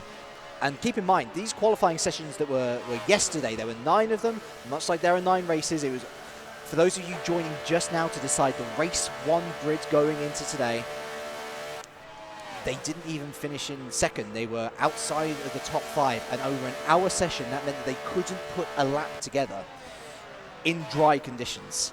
And so, yes, they might be looking better here, but I'm considering back to that hour yesterday. Ultimately, it's a debate that's going to only really be settled until Advocatus do something. And Advocatus are up in 7th, so maybe they will prove me wrong yet. Yeah, maybe, but of course we have to remember that yesterday in qualifying, that went for 6 hours, 45 minutes total. A lot more experience has been had today already. They're already over 10 hours into this race here today, so there's a lot more experience. They've got the handle of what they're doing a lot more now. So I've still got faith in Advocatus. I'm going to pull for them, and I will say they can still walk away with a podium, if not second place, if they can keep the car underneath them for the next at least 5 laps. If they don't keep the car underneath them in the next 5 laps, I think their hopes and dreams of a podium have just unfortunately escaped them. That's a great debate, isn't it? Under no debate, though, is the simple performance. And again, Tobin Lee, another one of these guys, had a great interview with Autosport. It was like, hey, we're actually, the whole reason we got this Porsche is so that we can fight for the win in this race. We want the $3,000. It's not like the Veloci situation where they think they're underdogs for later on. As much as I respect Tobin Lee, I'm like, it's a shame that they are looking at the shorter term gains. But then again, you look at this performance and you think, this might very well be, and I realize that it's the super final, and it's the one super final that's happened so far, but this could be the biggest winning margin in the Le Mans Esports Series today. A new record, which, given that the series moves forward, Tobin Lee will be a part of that record. Yeah, absolutely. But go back to another point. We'll start another debate, because apparently we're the debate channel. Oh, please do. I love debates. Point. But there is a strategy that some drivers have dubbed as the 9K strategy, which is of course with the earnings. So there's a few races where there is a car, like in this race, where there is a car very, very strong. If they manage to win all 3 of them, that's 9K in prize money. Yeah. We were talking earlier about Wildcats, and if they can keep finishing 3rd or around that ballpark, of course, in that final race they earn 7,500. That's still 15 less than, of course, these drivers are going to have with the 9K strategy. The risk, obviously, with the 9K strategy, you've got to win the race. That's where the risk comes in. But, it is something that they can go for, and I think if they truly don't believe they can go for the outright win, I mean, it's a fantastic way to, make sure you walk home from Le Mans not empty-handed. It's a completely different game when you throw money in. And a big shout out to the organisers, so to the WEC, to ACO, for helping set up this whole event. Because again, $100,000 prize pool, that's a lot of money on the line for these guys. And we've got varying ages, of course, but esports, you tend to see a skew towards the younger side of things. Someone like Kian Butler, for example, driving alongside Okanya and Becca. This guy, this is his first big event, and he could be looking at taking home literally thousands of dollars, which, I mean, if I'd been in that position, I would have tried harder at racing, I think, rather than sitting behind the commentator's desk, because goodness me. Yeah, these lucky people, they're lucky people if they're fast enough, though. Absolutely, you have to be fast enough. You've got to make sure you keep the car on the road. Was that just rain spots I might have just seen for just a little moment? I might have to have James? a closer look. I did see for just a moment there, out of the Porsche curves, I just thought I saw something coming down very briefly. I could be wrong. I could be my mind just playing a few tricks on me. But I don't know if France is throwing up perhaps another curveball for the remaining 13 laps of this race. So it could get interesting in the next few moments. Of course, it does look like it has subsided just for a moment. But I thought I might have seen something indeed as we head into the final third of this race just about. So Le Mans not done with its tricks just yet. Of course, it's the final race with the pre-1990 chicane. So maybe it wants to go out with a little bit of a fire. It could be rain travelling in from the west side of the circuit. It's just not arrived as yet. Wildcats, by the way, have they just pitted? Because they're down to 8th. Oh. Okay. So let's try and find out what has happened to Wildcats here. Okay, so we've got the order, and Advocatus are in 4th, and that's who we're looking at the moment. We saw them overtaking them, didn't we? Yes. So they're moving through the field great. So they are on course for a podium, because in fact the next car they will try and pass is a move for the podium. So they are flying through at the moment. But the driver, or the team, sorry, I should say, of Wildcats is one to look out for. In fact, yeah, they're behind Mighty 38, so... They must have pitted, surely. Because actually, to be fair, Avocatus overtook them near the end of the lap, so it makes sense why Wildcats have just dropped down now. They must have veered off right. But Avocatus are in 4th. Wildcats are in 8th, so there is a discrepancy there, and we're looking at them now. In fact, they're in a battle as well, so they're not actually escaping CMP either. So not only are they down in 8th, they could potentially be 9th at the end of this straight as well. So we'll see if we can get any kind of details of what has happened to Lewis Helena in this car at the moment, because it has just gone south for them. It was looking so good. They were fighting for a podium 6-7 laps ago. Yeah. They're not even going to finish in the top half of the field at this rate. So we'll see what has gone on there, but maybe it's just an alternate two-stop strategy. I'm not too sure, but right now it does not look like it's paying off. I think everyone was looking to pit towards the end. But Wildcats will want to make sure that they've cleared CMP fully here. I think they're trying to get the undercut to throw off Veloci and Baguette, very much trying to do what Baguette attempted earlier by coming in first, side by side into the Mulsanne. It's had a bit of contact on entry as well. Ooh. That was definitely a lock-up though, and that is CMP through. Potentially costly mistake from Wildcats as they look to try and take the initiative, try and maneuver their way back on the podium, only to make it even harder for themselves through the Mulsanne. Yeah, well, you might be right about the second pit stop as well, because I did see Keep It Simple did dive into the pits very briefly, and amazingly they've retained the lead. Whoa! I wasn't expecting that one, but there might actually be another curveball to this race in the form of a second pit stop. So, of course, we're just commentators. We don't get to test the cars out all too much. We don't know exactly the fuel usage these cars go through, but if any teams could let us know, that would be really, really handy, because right now we could be facing a very exciting second half of this race if there is a second pit stop, because when do they take that stop? Well, Wildcats have taken it now. So in theory, they're good to go until the end. 12 laps remaining of round 4 of 9 in this Le Mans Esports Series, Season 1 Super Final. Or finale, if you want to add an extra fancy E on the end there. It is Keep It Simple. Just in the lead, just doing their things in the fast car. It's all good. We're really interested in P2. Veloci, Baguette, Kitty Crew, ahead of Advocatus. Williams in the pits. Williams in the pits. Were Advocatus just in the pits, or did they lose it again? I'm not too sure, so we'll have to wait and see and try and figure out what the gap is for Advocatus. Of course, a little bit tricky with how the margins are working out at the moment. Oh, that was not ideal. That was very sketchy there under brakes. I like that we're in sync. That's good to know that we're on the same wavelength. But the wavelength was exactly what he wasn't at the moment. I believe we're on board with, was that the CNP car? No, that's the Wildcats car. So a bit wild then, wasn't it? But they're back on track now, and you can see they're on board, moving past a couple of teams that find their way in the pit, such as Williams. So even MAD do find their way past well, and Wildcats wide again, so they're really struggling to pull the car up into these corners all of a sudden. So was MAD just pitted, by the way? Yes, MAD wow, should have so pitted. MAD, who were, what, 6th, 7th in the running order, and now Wildcats I believe are with they're them. pitted. I won't take that as... Oh, there's a car on, that's CNP! Where is CNP gone? They've gone for a Tour de France all of a sudden, and they have fallen down the order again, so out of nowhere, the conditions are apparently getting a little bit trickier. There's no moisture that I can see on the circuit. We've seen Wildcat go deep twice. We've seen CNP go for Tour de France. Something at the moment is going just a little bit struggling for these drivers. They're not able to keep it how they would like on the circuit. So I just wonder if the track temperature is changing a little bit and it's making life very difficult for the drivers. I think we're going to break out the mostly moist track conditions here, the mostly moist track conditions. It's just intermediate, I think, is the more like official version, but it's slippy in some areas, dry most of the others, and for CMP, they're finding it out doing some lawn mowing and not having a very good time of it either.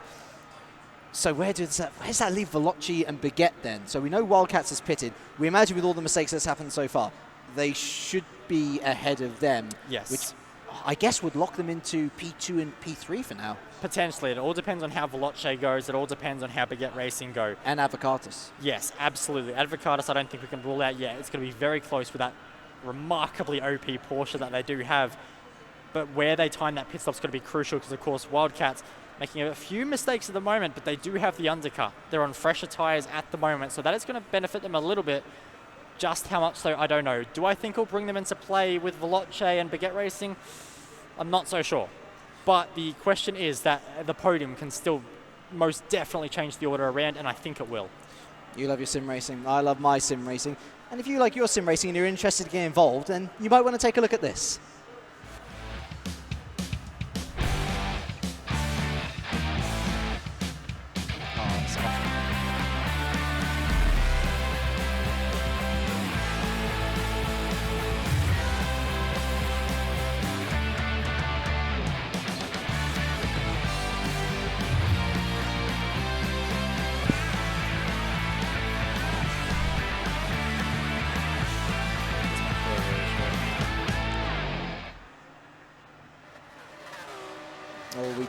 We do love our friends over at SMP, the Russians bringing the party, great support as well, and a brilliant opportunity there, so be sure to visit their website. Back on track, we're with MAD.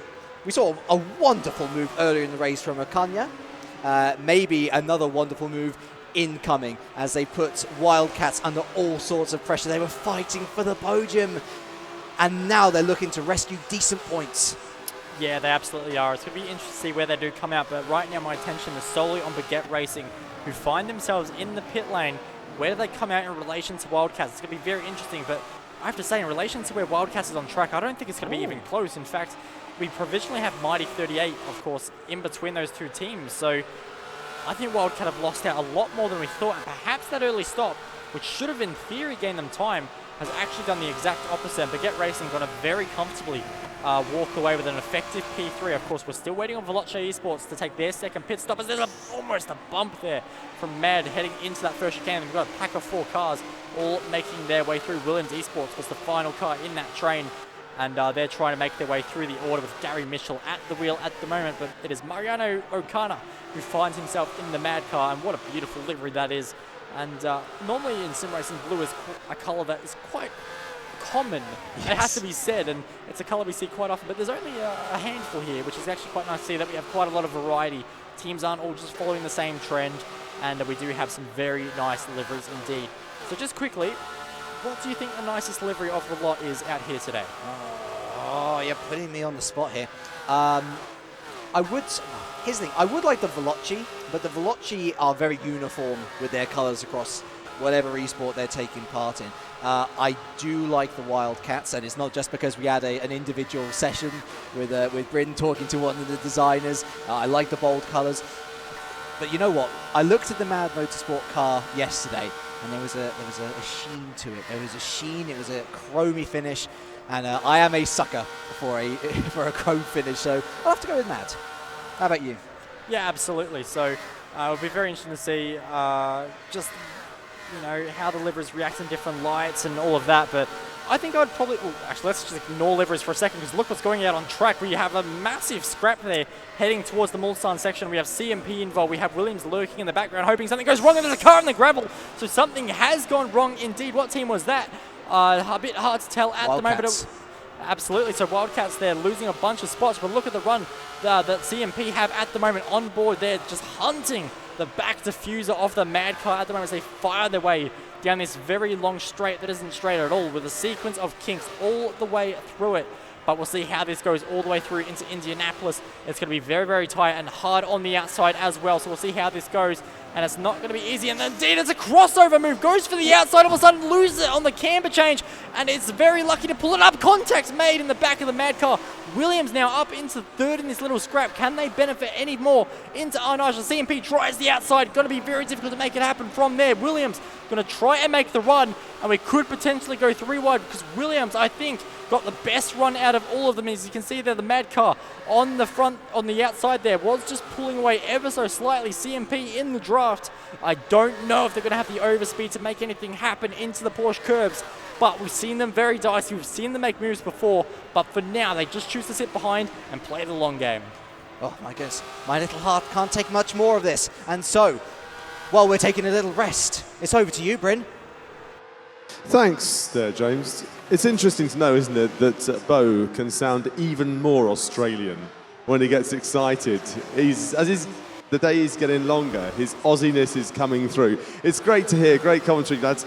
Just thought I'd go and have a quick chat to the guys down at Advocatus Diaboli, and they said to me they got a few problems, actually. I know that they've had a few problems during this particular race, but apparently they're telling me that the system they have when they release the brake is telling them that they've still got some brake pressure on, which means on the straight they can't go as quick as they should be able to go because the brake is on. Now they're saying it's only a small amount, but it's still enough to cause them a few problems. They're in the Porsche, they're in the Moby Dick, so it's faster than the Ferrari, we know that. But they've still got slight problems there. So they're up to third at the moment, looking good. Maybe they'll push on to second, but they do have problems. They're going to be doing a pit change, a driver change in a lap's time as well. So once they do that, I'll go and have a chat with them. And that's going to be their final stop as well.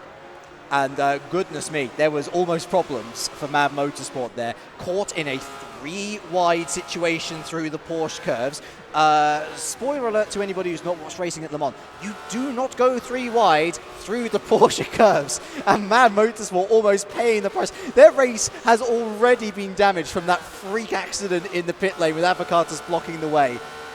That could have gone from bad to absolute nightmare scenario. I'm glad they got out of it okay. I'm sure they're glad that they got out of it okay. At least they're still on the track. At least they can still fight for the positions ahead of them. But they are down to 10. I've been on this earth for 20 years, and in that 20 years, I would have said every single day you don't go 3 wide at the Porsche curves. Yesterday was the day I saw 4 wide into the Porsche curves, and everyone survived. So I don't know what to believe anymore, but it is absolute madness what we're seeing here. And it's good to see that we have that level of racing and that it can be clean at the best times. Of course, we did see, I think it was Mad Motorsport doing a little bit of lawn mowing when they attempted it that time around. So not quite as clean, but at least the grass is freshly cut. But of course, it was raining, so perhaps a bit of mud. It's not Mad Motorsport, it's Mud Motorsports at the moment. But, you know, still in a very good scrap, trying to make their way through the field. And, you know, this is what we want. We want nice battles to the end, and they're providing this at the moment. You can see it's just squiggling under brakes there. So they eke every bit of braking performance out of the car. And, of course, it is a tricky braking zone for a lot of different reasons. Of course, you're unloading the tyres at one point because you've got to brake during a kink. You've been on that long Mulsanne straight, at this version at least, no chicanes. So the brakes are cooling. You've got so much air being fed into the car. The brakes are cool. add all that, I'm not surprised we're seeing a few cars locking up into there. Of course, the rain, you've got to question is we're talking of cold brakes. That was all again involving the Mad car. That's who we were on board with. Almost went ploughing into the back of Wildcats, another team who's just had a day at the office to wipe off the record. More and more mistakes, and surprisingly, in the dry conditions, it's almost like they've gotten too used to keeping it conservative, and now they've gone too far the other way. They're trying to push the cars too much. Okanya there, of course, he's been in the car since the beginning, all 25 laps of it. And another lucky escape. I mean, they might as well be the Cats because they're starting to run out of their 9 lives. Absolutely, and well, there's 9 races, so I assume 9 lives is the amount you want. So that was a brilliant tie-in, I'll give you that. But we do have 2 pit stops happening on this lap in the form of Veloce Esports and Advocatus Diabli as well. With a driver change as well to boot. With a driver change to boot as well. Of course, we did hear from Bryn. With that little brake issue they are suffering at the moment, we have some great support from the guys at Thrustmaster this weekend as well, so that will be fixed for the next race. No trouble at all. They've been extremely friendly this weekend. Have the Thrustmaster crew. They've answered every question I've had, and of course very proud of their products, and rightfully so. I had a go, and I know you did too, and I felt they were fantastic. You could feel every bump. It was amazing to feel. I like the design of the wheel as well. It's very intuitive. I mean, it gives me that real feel of, okay, I've got my shifts on the back. It's great to hold in your hands. It feels weighty as well. It makes me feel like I'm in the car as a wheel is supposed to do. And a big shout out to Placey as well, of course, for providing us with these lovely snug rigs which you can just sit in and huddle in, and it keeps you tightly locked in. And let me tell you, if you have got a bit of a backyard setup, I guess, when it comes to e-racing, sim racing, listen, the amount of setups I've seen using like a garden chair almost. When you're trying to use a wheel at the same time as well, there's going to be a bit of movement, so you want something solid. So go with play seats, go with Thrustmaster. Wonderful to have them there, brilliant partners, and witness to some brilliant racing as well, and hopefully more to come from Matt and the Wildcats as they look to try and rescue something, given this is over 8th position. But as we've established so many times throughout this broadcast, every point will count when it comes to the final. And I'll go back to the start of round 4 actually, Bo. We didn't want to see Mad fall into a vicious circle of downward spiral after they won the first 2 races. It hasn't gone their way, admittedly, not through their own fault.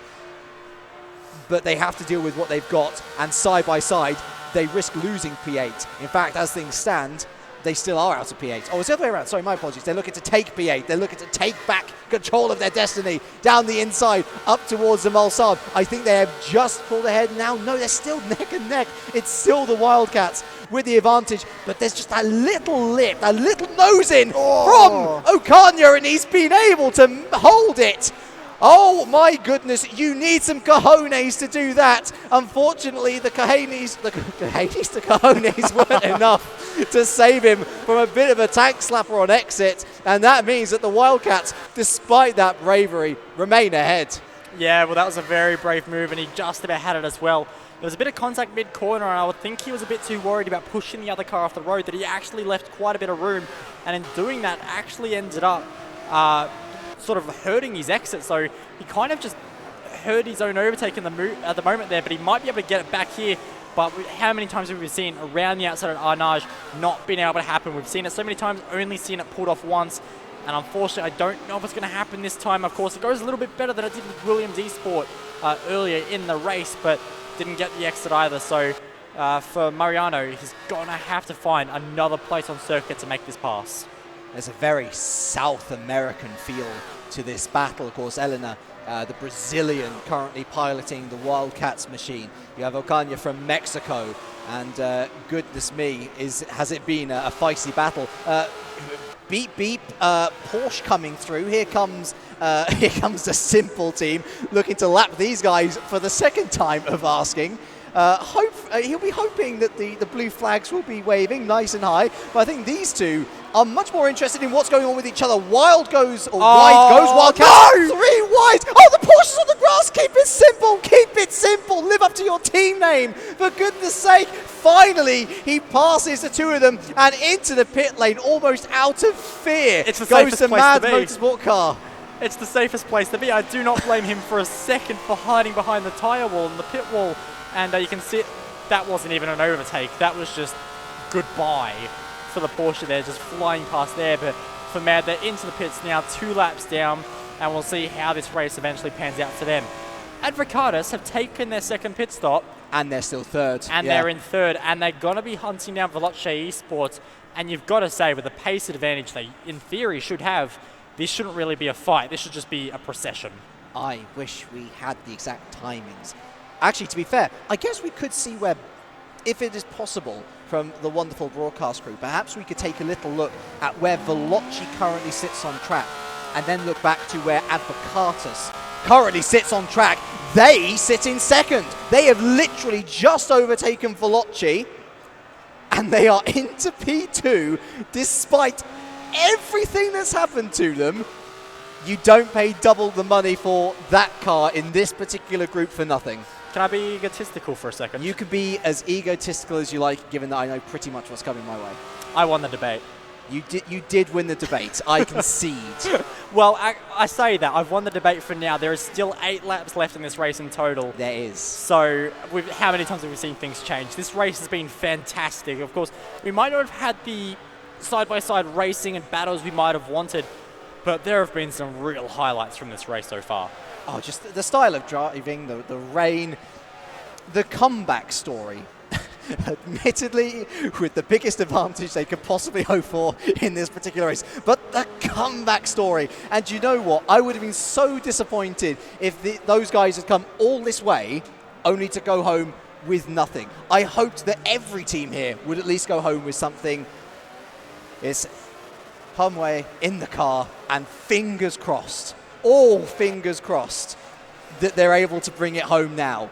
They've had their last pit stop. It's just a question of keeping it on track. Yeah, absolutely. And I'm not too sure, have Veloce taken their second pit stop? I'm not entirely sure myself, actually. That's all right. So we'll see. But regardless, they're currently on track in position number 2, and it's Noah Schmitz in the car. So I have remembered seeing him in the car for quite some time, so I'm not sure if they have taken their final stop. But nonetheless, it should not trouble Advocatus in any way, shape, or form, as long as they keep it on the black stuff. And, well, we're getting pretty late into the race now, and I don't see any chance of rain spiking up once again. So that's good for their sake, and should make life a little bit more simple for the drivers. We've watched Veloce Esports now making their way into the final few sections of corners, and they will indeed take it. So if there is a second pit stop from those guys, it's not on this lap. Regardless, they're doing a great job, and to be the lead of the Ferraris in this race is the best they could have hoped for. And it would be their first podium finish since the first race of the day as well. And so big points, money coming their way. Well, I do have to wonder if part of their strategy and how they've budgeted is almost just to go for the weaker cars at the start and really build up towards the ends of the races. So, of course, if you've got fast cars at the start, you've got yourself that handicap at the ends. Yeah. But you might not have the machinery to fight with in that final race. So Veloce might have just gone for a bit of a reverse strategy and slowly build up to the faster cars that money can buy, and the 150 million budget all teams have been provided with. Virtual budget, of course. But it is an interesting tactic because it does mean they're more than likely not going to be the pole sitter for the final race, and they've got to play catch up. And I also know what car they've chosen for that final race as well. Yes, indeed. And you'll find that on later in the broadcast, or I guess with a later video, depending on when and where you watch it, of course. On track, though, we still have one more battle to look at. It is the Kitty Crew versus Williams. These two guys were scrapping for the podium in Silverstone last race. It's all about the midfield on this particular occasion, though. Identical cars, identical parts of the track. Who's going to come out on top? Well, Kitty Crew will be hoping it is them, just for the virtue of, I guess, maintain that championship lead. To be honest, with let's see, so keep it simple midfield. Advocatus were near the bottom, so actually, yeah, this would probably be to maintain that championship lead, actually, or to at least do as much damage control as possible. Yeah, absolutely. So it'll be very interesting to see. But of course, they're having to defend. Well, of course, you've got the Williams car there. And Williams have made a very big presence in this event here today. Of course, you had Javier Guerra, who did come in, of course, the team manager there as well. You also had the likes of Lauren Heinrich. You had Alexander Voss come in. Very big names from the platform I use. And they're giving a bit of support to their Forza drivers, which helps them find their way past the Kitty Crew. So for Williams Esports, it's another spot, it's another point, most importantly. But as we've seen so many times down Mulsanne, the battle's not always over. You can see Kitty Crew come back. And what that's going to mean is it's going to be mono under brakes into Mulsanne corner, locking up, and he's pushed him off. All of a sudden, the Williams car locks up on the inside, and doing so pushes Kitty Crew off. Now, it is slow on the exit. Is that a redress? I'm thinking Williams have redressed that on purpose. They know that's their mistake. They know there was a penalty coming because they pushed them off. Just take the pain now and then try and live another day. You can't use other cars as walls. But to be fair, I feel like that was a mistake. Clear locking up of the brakes. Just misjudged the zone entirely. And very fair play. Great sportsmanship from the Williams guys. If that was a redress, of course. The body language of the car suggested it was a redress. That was looking particularly slow on exit. Kitty Crew. So remain in the lead of this battle, but for how long? Their tyre wear is looking susceptible to preying upon, and Williams, you could say it's karma, you could say it's the reward for decent sportsmanship, but they've been gifted a position there thanks to a Kitty Crew mistake. Yeah, absolutely, and we'll have to wait and see if Williams are able to run with this, or if Kitty Crew can manage to fight their way back. But like you to touch on very briefly, it does seem like Kitty Crew's car is moving around quite a lot. Looks unstable at the rear. The rears might have gone just a little bit, providing quite a lot of oversteer in the car as well. And for these drivers that are coming from a controller to wheel, managing oversteer is such a hard thing to transition to, because it's all about getting that lock in as quick as you can to a certain degree, not too much. If you go too much lock, the car's going to flick up and grip up, and you're going to go into the wall. Go too little, you spin the car. So finding that balance when you've only ever raced on a controller on a wheel, it's a tricky thing to find out. There's so much minute detail, and I feel like this is going to be a very enlightening experience for the guys. But I've raced most races when it comes to growing up on a pad. Only recently have I really delved into the world of wheels, and there is a higher ceiling to reach, I feel, in terms of overall lap time. That much is known because of just how much extra control you have over the car. Saving the tyre wear as well leads to better race progression. But it does take a lot of learning, and often you'll find wheel users transitioning from the controller actually get slower before they get faster. A few of these guys were worried about it. I don't think there's going to be too much more worry now. They had plenty of time to get used to it. Some have actually bought wheels specifically for this event as well, which is actually quite heartwarming to know that they've taken this much care, that they're willing to invest themselves to give themselves the best chance. Brilliant stuff. To really round off a brilliant race. Lap 29 of 34. There are 5 laps remaining. Williams overtaking Kitty Crew. That's the latest overtake on track. It looks like then the last order of business would be if Veloci have one more pit stop to make. I don't think they do, but if they do, then that opens the door up to Baguette. Well, I've just got the word there from a representative from Veloci Esports, of course, Sauber Dave, and there's not a second pit stop at all for Veloci Esports. So they will be making their way on provisional podium at the moment from Baguette Racing. Of course, Veloci haven't actually managed to be lapped for a second time by Keep It Simple yet, so they are head above water for now, but I feel like there is an impending doom upon that Veloci Esports car in the form of a Porsche that is coming very rapidly at the pace of 3:19. In fact, that was his fast lap, a 3:19.2. Last time around was a 3:20.1, and it's 0.8 of a second short, but it is a very long circuit in changing conditions. I think that's a very good consistency.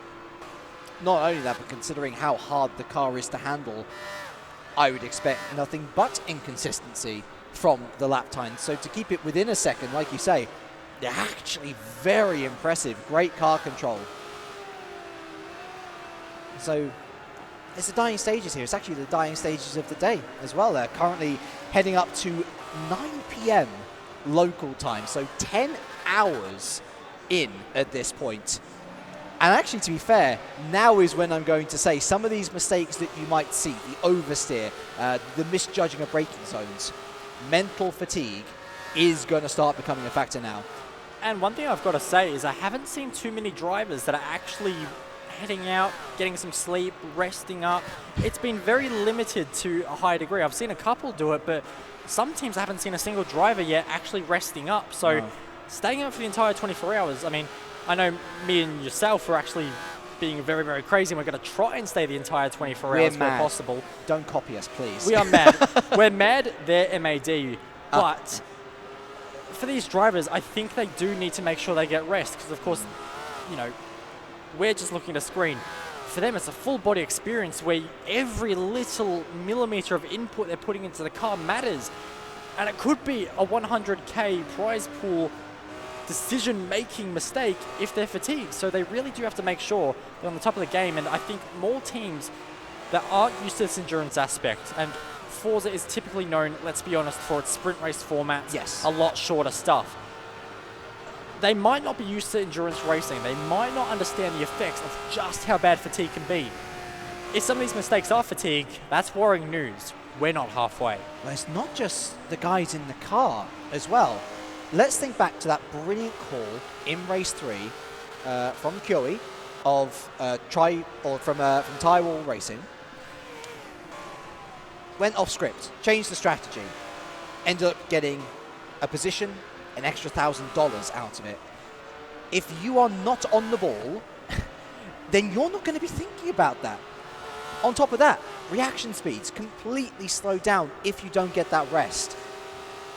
Because we're both staying up, I don't know about you, but I'm going to be keeping a very keen eye on people who aren't resting, because that might play later on into the event. It's all fascinating. It's all still to come. But for now, we've got 4 more laps of pre-1990 Le Mans. There is more Le Mans on the way, albeit modern Le Mans, but it has been so thrilling, so exciting to see these these monsters of cars, the cars in which development was purely focused on power, on raw speed, flying down that back straight. It's especially the battles and going into the Mulsanne corner at such pace. We, in the modern day, probably won't see anything like that again. Well, these were the cars that were so fast, so dangerous, so scary. They actually abandoned the Le Mans start where they would run to the car and jump in because they were so worried for the driver's safety. They didn't want them to be rushing putting their seatbelts on. They didn't want them to be rushing safety precautions in these cars. So we'll have to, just acknowledge that these cars killed almost the Le Mans start, which is a bit of a shame, but of course, in the current era of racing we have now anyway, it was never going to be possible for that to continue. But thankfully, we are able to continue that in the form of esports. And if you did miss the Le Mans start at the start of the race, well, at the start of the series, I should say, in race number 1, well, you will get another opportunity to do that as well in the final race. And we'll quickly touch on that just a little bit, because it is quite interesting in the form that there are handicaps for that final race. Yes. But you can very easily find 2-3 seconds with a quick start. Very much so, yeah. The return of the Le Mans starts for that final race. We saw it was a factor in race number 1, actually. Of course, that's what, if I get the race results up for myself again, that's basically what gave MAD Motorsport the advantage. I believe from it was the midfield. 6 positions on the first lap. Right, and so there is something to be made of that start. And of course, looking at the GTs in particular, I know that we're going a little bit off this. It's actually simple, just to rub salt in the wound, perhaps coming for a final pit stop. They're just going to be for safe. fastest lap. No extra points here, of course, for fastest lap. We must make that very clear. But honestly, look, just going slightly different off to GTs, there is a sizable gap between the best and worst car in those categories as well. So for those guys in the slower cars, the start will be super important. Into the final stages here then in round 4. But before that, it's over to you, Bryn. Now, fatigue. It's a big topic now. We're almost 9 hours in to the entire 20.5 hour of racing time we're going to have. So I've got Mariana here from MAD Motorsport. How are you coping so far with 9 hours in pretty much to the race series? Well, at the beginning it was brutal because everyone was hitting each other in the raining, because especially we never expected raining. And then while in the moment when everyone is getting used to the rain, that's why there is so we crash each other. So most of the people get exported, including myself, and then trying to get better positions, it was the hardest part. And of course, because you're trying to keep focused all the time, it makes you more and more tired. So have you had any sleep yet? Well, I'm going to try to sleep in a couple of hours to rest something and get ready for the next races. I'm going to leave you to, relax a bit, because it's important that you do that. So good luck with the rest of it. We've still got plenty of time to go. So we'll come back to Mariana in just a little bit. Well done to you, though, and MAD Motorsport. And we're going to head back over here. I had to take my earpiece out just there because I'm away from the speakers, so I get a delay. So if I don't do that, I have two of me, and it makes me sound a little bit tipsy, which I'm sure will happen later on. Not because of drink, though, but because the tireder you get, the more kind of relaxed you get, I suppose, the more you sound a bit like you've been drinking. So as we go through here and have a look at some of these teams, actually I was going to just quickly talk about Moby Dick, because we've talked about the Porsche a few times, the 93578. Now that one there was called Moby Dick. If you don't know the story, it was a car from 1977. They brought it back for one more year. They turned it from air-cool to water-cool, and they called it Moby Dick because it was white and had a huge tail on it, and they thought it looked a bit like a whale, most famous whale of all, of course, Moby Dick. Hence the name Moby Dick. Let's just go around here and have a look on this side. It's an amazing car. If you ever get to see Moby Dick in the flesh, it is brilliant, absolutely brilliant car. It was at Autosport International this year, and it was well worth seeing. So let's have a look around here. Who have we got? We've got the Kitty crew. We've got Mighty 38. These two people sitting side by side, rivals, yet they're having nice conversations too. And that's what's been really impressive. While we're here and we're watching this competition, there's a lot of downtime for some of these drivers as they do their stints. They may be spending an hour, hour and a half inside the rig at the moment. And then when they come out, they want to relax. And one of the best ways to do it is to talk to other people and also close their eyes. Not much eye shutting going on, but plenty of chat at the moment. And I expect a lot more sleeping and mistakes when it comes to the racing over the next few hours. James, back to you. He's fascinated with his marine wildlife, isn't he? Just Absolutely. Absolutely fascinated by it. To be fair, I am too. But I'm also fascinated by racing, and the racing is almost at an end here in round number 4. Lock up from Keep It Simple. Not that that really They're matters. They're going to lose the lead. Yeah, is this the Veloci coming up? Yeah. Yeah, wow. So almost going to lap the entirety of the field except Advocatus in that Porsche. I'd say a momentous occasion. Keep it simple, and you get the job done. And that is exactly the brief which they have followed. Hardly a foot wrong. No, exactly. They led from the start, of course. We knew they were going to be extremely quick with the car they had. There you go. You could just see the... Well, you did see the pace difference. You can't see it for very long, but... I mean, they've not put a foot wrong. I mean, Advocatus, they put a car in the wall. They crashed in the pit lane. Keep It Simple haven't done that. They've kept the car straight. They've kept it going in the right direction. They've done everything they needed to do. And, for Veloci Esports, I suppose you can say a lot about the same as well. They've not put a foot wrong in this Ferrari. They've managed to hit their marks, get the pit stops done, and meet their correct driver time. And I have to say, 4 races in now, and we haven't heard of a single error in driver stint times yet either. So that's good news as well, that all the drivers are getting a fair share, and teams are keeping on their toes. But as the races go on, that window does narrow a little bit, because there's only so much they can do in the entire 24 hours. That's going to slowly shrink down just a little bit. So it was kind of depressing in a way, going on board with the Veloci there. It was kind of like my teenage dreams of having a girlfriend, just gone, all gone, no hope whatsoever. And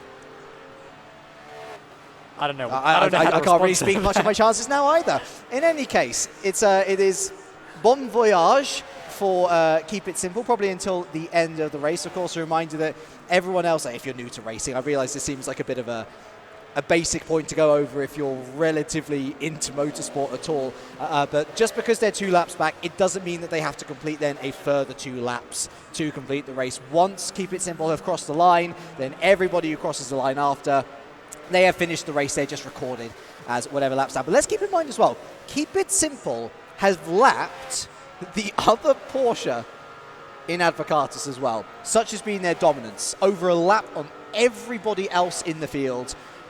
That is going to be a record that takes some beating. I mean, it's an impressive stat on any circuit. It's an impressive stat lapping the field at Silverstone. It's an impressive stat lapping everyone at Sebring. Le Mans is a huge circuit, so to put that kind of margin around here is something incredible. And, you know, people are always going to say it's the car advantage. It absolutely was, but Advocatus had the exact same car under them. They, you know, perhaps weren't as comfortable with it. Yes. Is that the car's fault? No. The car is driven how it needs to be driven, and it's all about making sure you adapt. But we do have a change of position, though, as MAD find their way past Tyre Wall Racing. Now, if Tyre Wall Racing found a tyre wall, or has there been some racing? That is the question, as MAD trying to get every point they can. So it hasn't been their day. Started strong, 2 wins. And in fact, they're actually chopping and changing quite a bit at the moment. So a fantastic scrap down the back of your field at the moment. So hopefully we can get some eyes on either MAD or their opponents in this field. So it'll be interesting to see how that battle is unfolding and whether they're just constantly scrapping it out or if one does have the advantage over the other. But right now, on board with Keep It Simple, firing their way down through the La Chapelle section of circuit.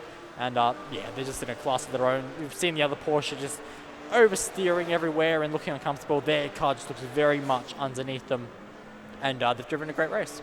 So Baguette, done decently. Williams, Kitty Crew, decent points. Mighty 38 as well. Finally on board here with MAD, and would you know it, Tyre Wall have actually got back in front. So Kean Butler, that interview earlier, just keep it on track, it'll be fine. Do you remember earlier when they were so confident about, we've got this weather down to a T, we know exactly what's going to happen. It just goes to show, and a reminder, it wasn't all their fault whatsoever. Freak accident in the pit lane, but goodness me, what a turn of events for the one-time Le Mans Esports Series Super Final leaders. Yeah, absolutely, and I mean, you can never give up, because if they gave up in this race, finished 12th, then they get 1 point. They're currently in a scrap for 10th at the moment. That's 2 extra points. They haven't chosen the best car for the finale. If that car's 2 seconds a lap slower, you know, by not giving up, they could have bought themselves an extra lap of an advantage. So it's worth never giving up, making sure you fight all the way to the end and just trying to limit mistakes, because there is one there just running a little bit too tight. That car looks damaged. I think the car might be damaged, overdriving a little bit, but he said he wouldn't give up, and guess what? I don't doubt him for a second. He will drag this car for the next 2 laps he has to complete. He'll drag it to the finish line. Much like the 24 Hours of Le Mans itself. It's a success to make it to the finish. And you are rewarded with excellent points. Oh, another big issue into the braking zones there. Really struggling to keep a hold on it. So fair play, actually. Let's take a little look who's in the car. It was Kean Butler, wasn't it? Fair play to Kean Butler. Great car control to make sure that it does stay in one piece. Unfortunately, SMP down the back end of things as well. Tyre Wall, after such a promising Silverstone, back down the other end of things. P10. But for Advocatus in particular, yes, they're 1 lap down, but much in the same vein as MAD, actually. They kept on going, and it looks like they are going to be rewarded with some moolah. Yeah, well, they need the points, don't they, at the moment? They haven't had the best start, and just looking through at the results at the moment, it looks like their best result was actually only going to be a 8th place finish. So not what they would have been looking for. They would have been hoping for more from this event, but I mean, like you said before, they're not going to go home empty-handed at this point, and they're looking very, very strong to secure that 2nd place, get that money on the board, and get some points on the board as well. Of course, we have seen SMP struggling in quite a few races. In fact, SMP have finished, unfortunately, 12th in 2 of the races so far, and on course for a 3rd 12th place finish as well. For Advocatus, you know, if they're involved in a battle with SMP at some point, you know, in terms of points, this is a huge changing point for them in making sure that they're not the last car to start when it not the first car to start when it comes to that final race. So here we are then.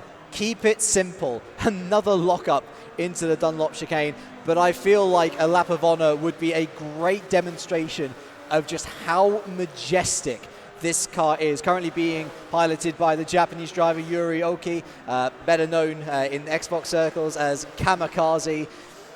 You know what? He didn't look too much kamikaze at all today. It was very quiet, very consistent, barring that one off moment where there could have been drama.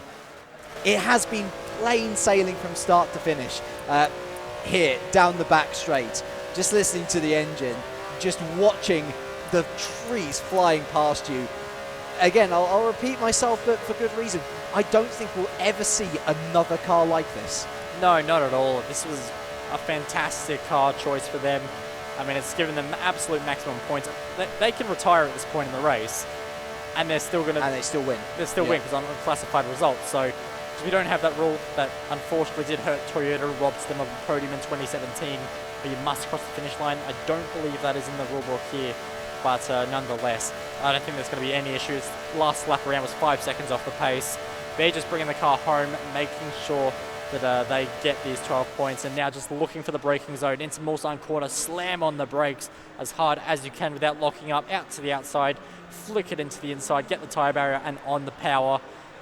The car just looks settled. They know what they're doing with it. Whatever they've done to it compared to Advocatus, it's worked well. The setup work has paid off so massively well. And they're going to be looking at $3,000 coming their way. $1,000 a piece is not a bad bit of business considering the 24-hour event that they're taking part in. And actually, yeah, more importantly, in the long run as well. 12 points coming their way. That's only going to help them in the final race. There could be more where that came from. Of course, a shout out to all the battles that we saw, the recovery drive from Advocatus, that brilliant and intriguing strategical battle between Baguette, Veloci, and Wildcats, of which Wildcats by far and away the biggest losers, repeating an already losing strategy in Baguette. Remember, making that massive undercut attempt didn't work. Wildcats tried to do the same thing, and it didn't work even more so. There's, of course, still over half of the days and nights and days again. Racing action still to come your way, though. But for now, through the Porsche curves then, it is keep it simple. Tobin Lee, he wanted to win one race. He had ambitions of a win. He didn't mind which win it was as long as there was one. Well, you know what? He and his team are going to get it in fine fashion as well, by over 1 lap ahead of the next car. Keep it simple, take the checkered flag, and win round 4 of the Le Mans Esports Series Super Final. Yurioki with a thumbs up there. Faultless drive for the most part, and with that sort of car, it was only going to go one way. I mean, what can you say? They drove fantastically. They did everything they needed to, and they just executed. They outperformed Advocatus, who are in exactly the same machinery, apart from maybe a few setup changes, but it's the same car, and they outperformed them rather convincingly. So for them, they drove perfectly, they executed, they did the job, and credit to them. Of course, Advocatus, our team all the way from China, coming home second, picking up $2,000 for themselves despite a crazy race. They had to work for it. They really did have to work for it. And Veloci picking up their second podium of the evening, third place for them, recovering from a bit of a lull over rounds 2 and 3. Let's get a word from our race winners. Bryn, it is over to you. Thank you very much there, gents. Now I'm here with some very, very happy people from Keep It Simple. And a guy who just spent about an hour and 50 minutes in a rig. Well, to be honest, an hour and 50 minutes in a rig is a lot. Okay, there's no two ways about that. But our strategy is exactly that. I mean, I just want to get into that rhythm and not be disturbed. Because obviously with these driver changes, if people are switching and all of that, it can get you out of a rhythm. And I think our strategy is to just hammer down the races that we have the best chance in. But of course you had a car that by far and away the best car out there to choose, really. You spent a lot of your virtual money on that car, so you are certainly going for a win. You achieved that, so mission accomplished. Yeah, mission accomplished, exactly. And you know, I think we can all be pretty happy with how that went. And of course, Avocados, they were chasing you down, but they weren't really. They were a long way back. They were the only team that were likely at any stage to get anywhere near you. Yeah, I mean, we were in the same car, but we got a really good start. I'm not sure how well that was caught on the broadcast, but we absolutely flew away, and then we never looked back. So that was the difference, I think, between us and the team in second. So it's really good. Of course, the race is still going on. We have got some cars out there still got to cross the line, but a nice win for you. You've got some money in the bank finally. What's the plan for the next few races? 9 hours in complete now of 20 and a half hours worth of racing. So what is the plan moving forward? Rest, or are you back in the rig for the next race? So I'm actually going to be doing pretty much the entirety of the next race as well, because again, the next race is one that we have picked a car that's going to be very strong. So we're going to try and do the same thing again. It'll be closer for sure, but I think it'll be really exciting to see how it goes. Yeah, absolutely. And you were saying that really you have a time limit that you're allowed to spend in the rig, obviously, but your idea is to get the cars that you think are not banker wins, but ones that you can certainly really hope for a victory on. And then from that, you then throw to another driver to take over the last few laps, if possible. Yeah, exactly. I mean, it's all in just getting into that rhythm and carrying it for as long as you can. Because as a driver, I think you just don't want to be disturbed. You don't want anything to take you out of that mindset, and that's exactly what we're trying to take advantage of. Congratulations, you know, a 7th, a 10th, a 10th, and now a 1st. Well done there to keep it simple. James, we're going to hand back to you very quickly. So James and Bo, what do you got for me? Well, nobody will have an easier drive, I would say. They worked hard. They really did. But that was by far and away the biggest difference in cars, wasn't it? Yeah. Group C coming up next, and I think, Tobin, you couldn't have put it any better, really. We've got the Sauber C9. It's a good car. It's a real good car. But the racing is almost guaranteed to be closer. And for Keep It Simple, as much as they're going to be happy with a win, they've also put themselves further back in the order now because of championship order and all that jazz. So, bit of a poison chalice, but given that they've got a very good car for the next round, I think they can be in high spirits of maybe getting some more money on the board. It's the downside, isn't it? Of course, being successful does come with a penalty in this series as well, which is quite ironic. A bit like the British Touring Car Championship where you've got a weight penalty. You know, so it's going to be a bit unfortunate for them having to start at the back, but they do have that faster car. That will benefit them quite a lot. But we don't know the car choices for the next race, of course, and we have some gorgeous cars in that as well. You think to the likes of the Aston Martin with that brilliant V12, but it's not as brilliant as a quad-rotor Mazda in the form of the Mazda 787B. We'll see if any teams have chosen that. I hope so, personally. It's a beautiful sounding car.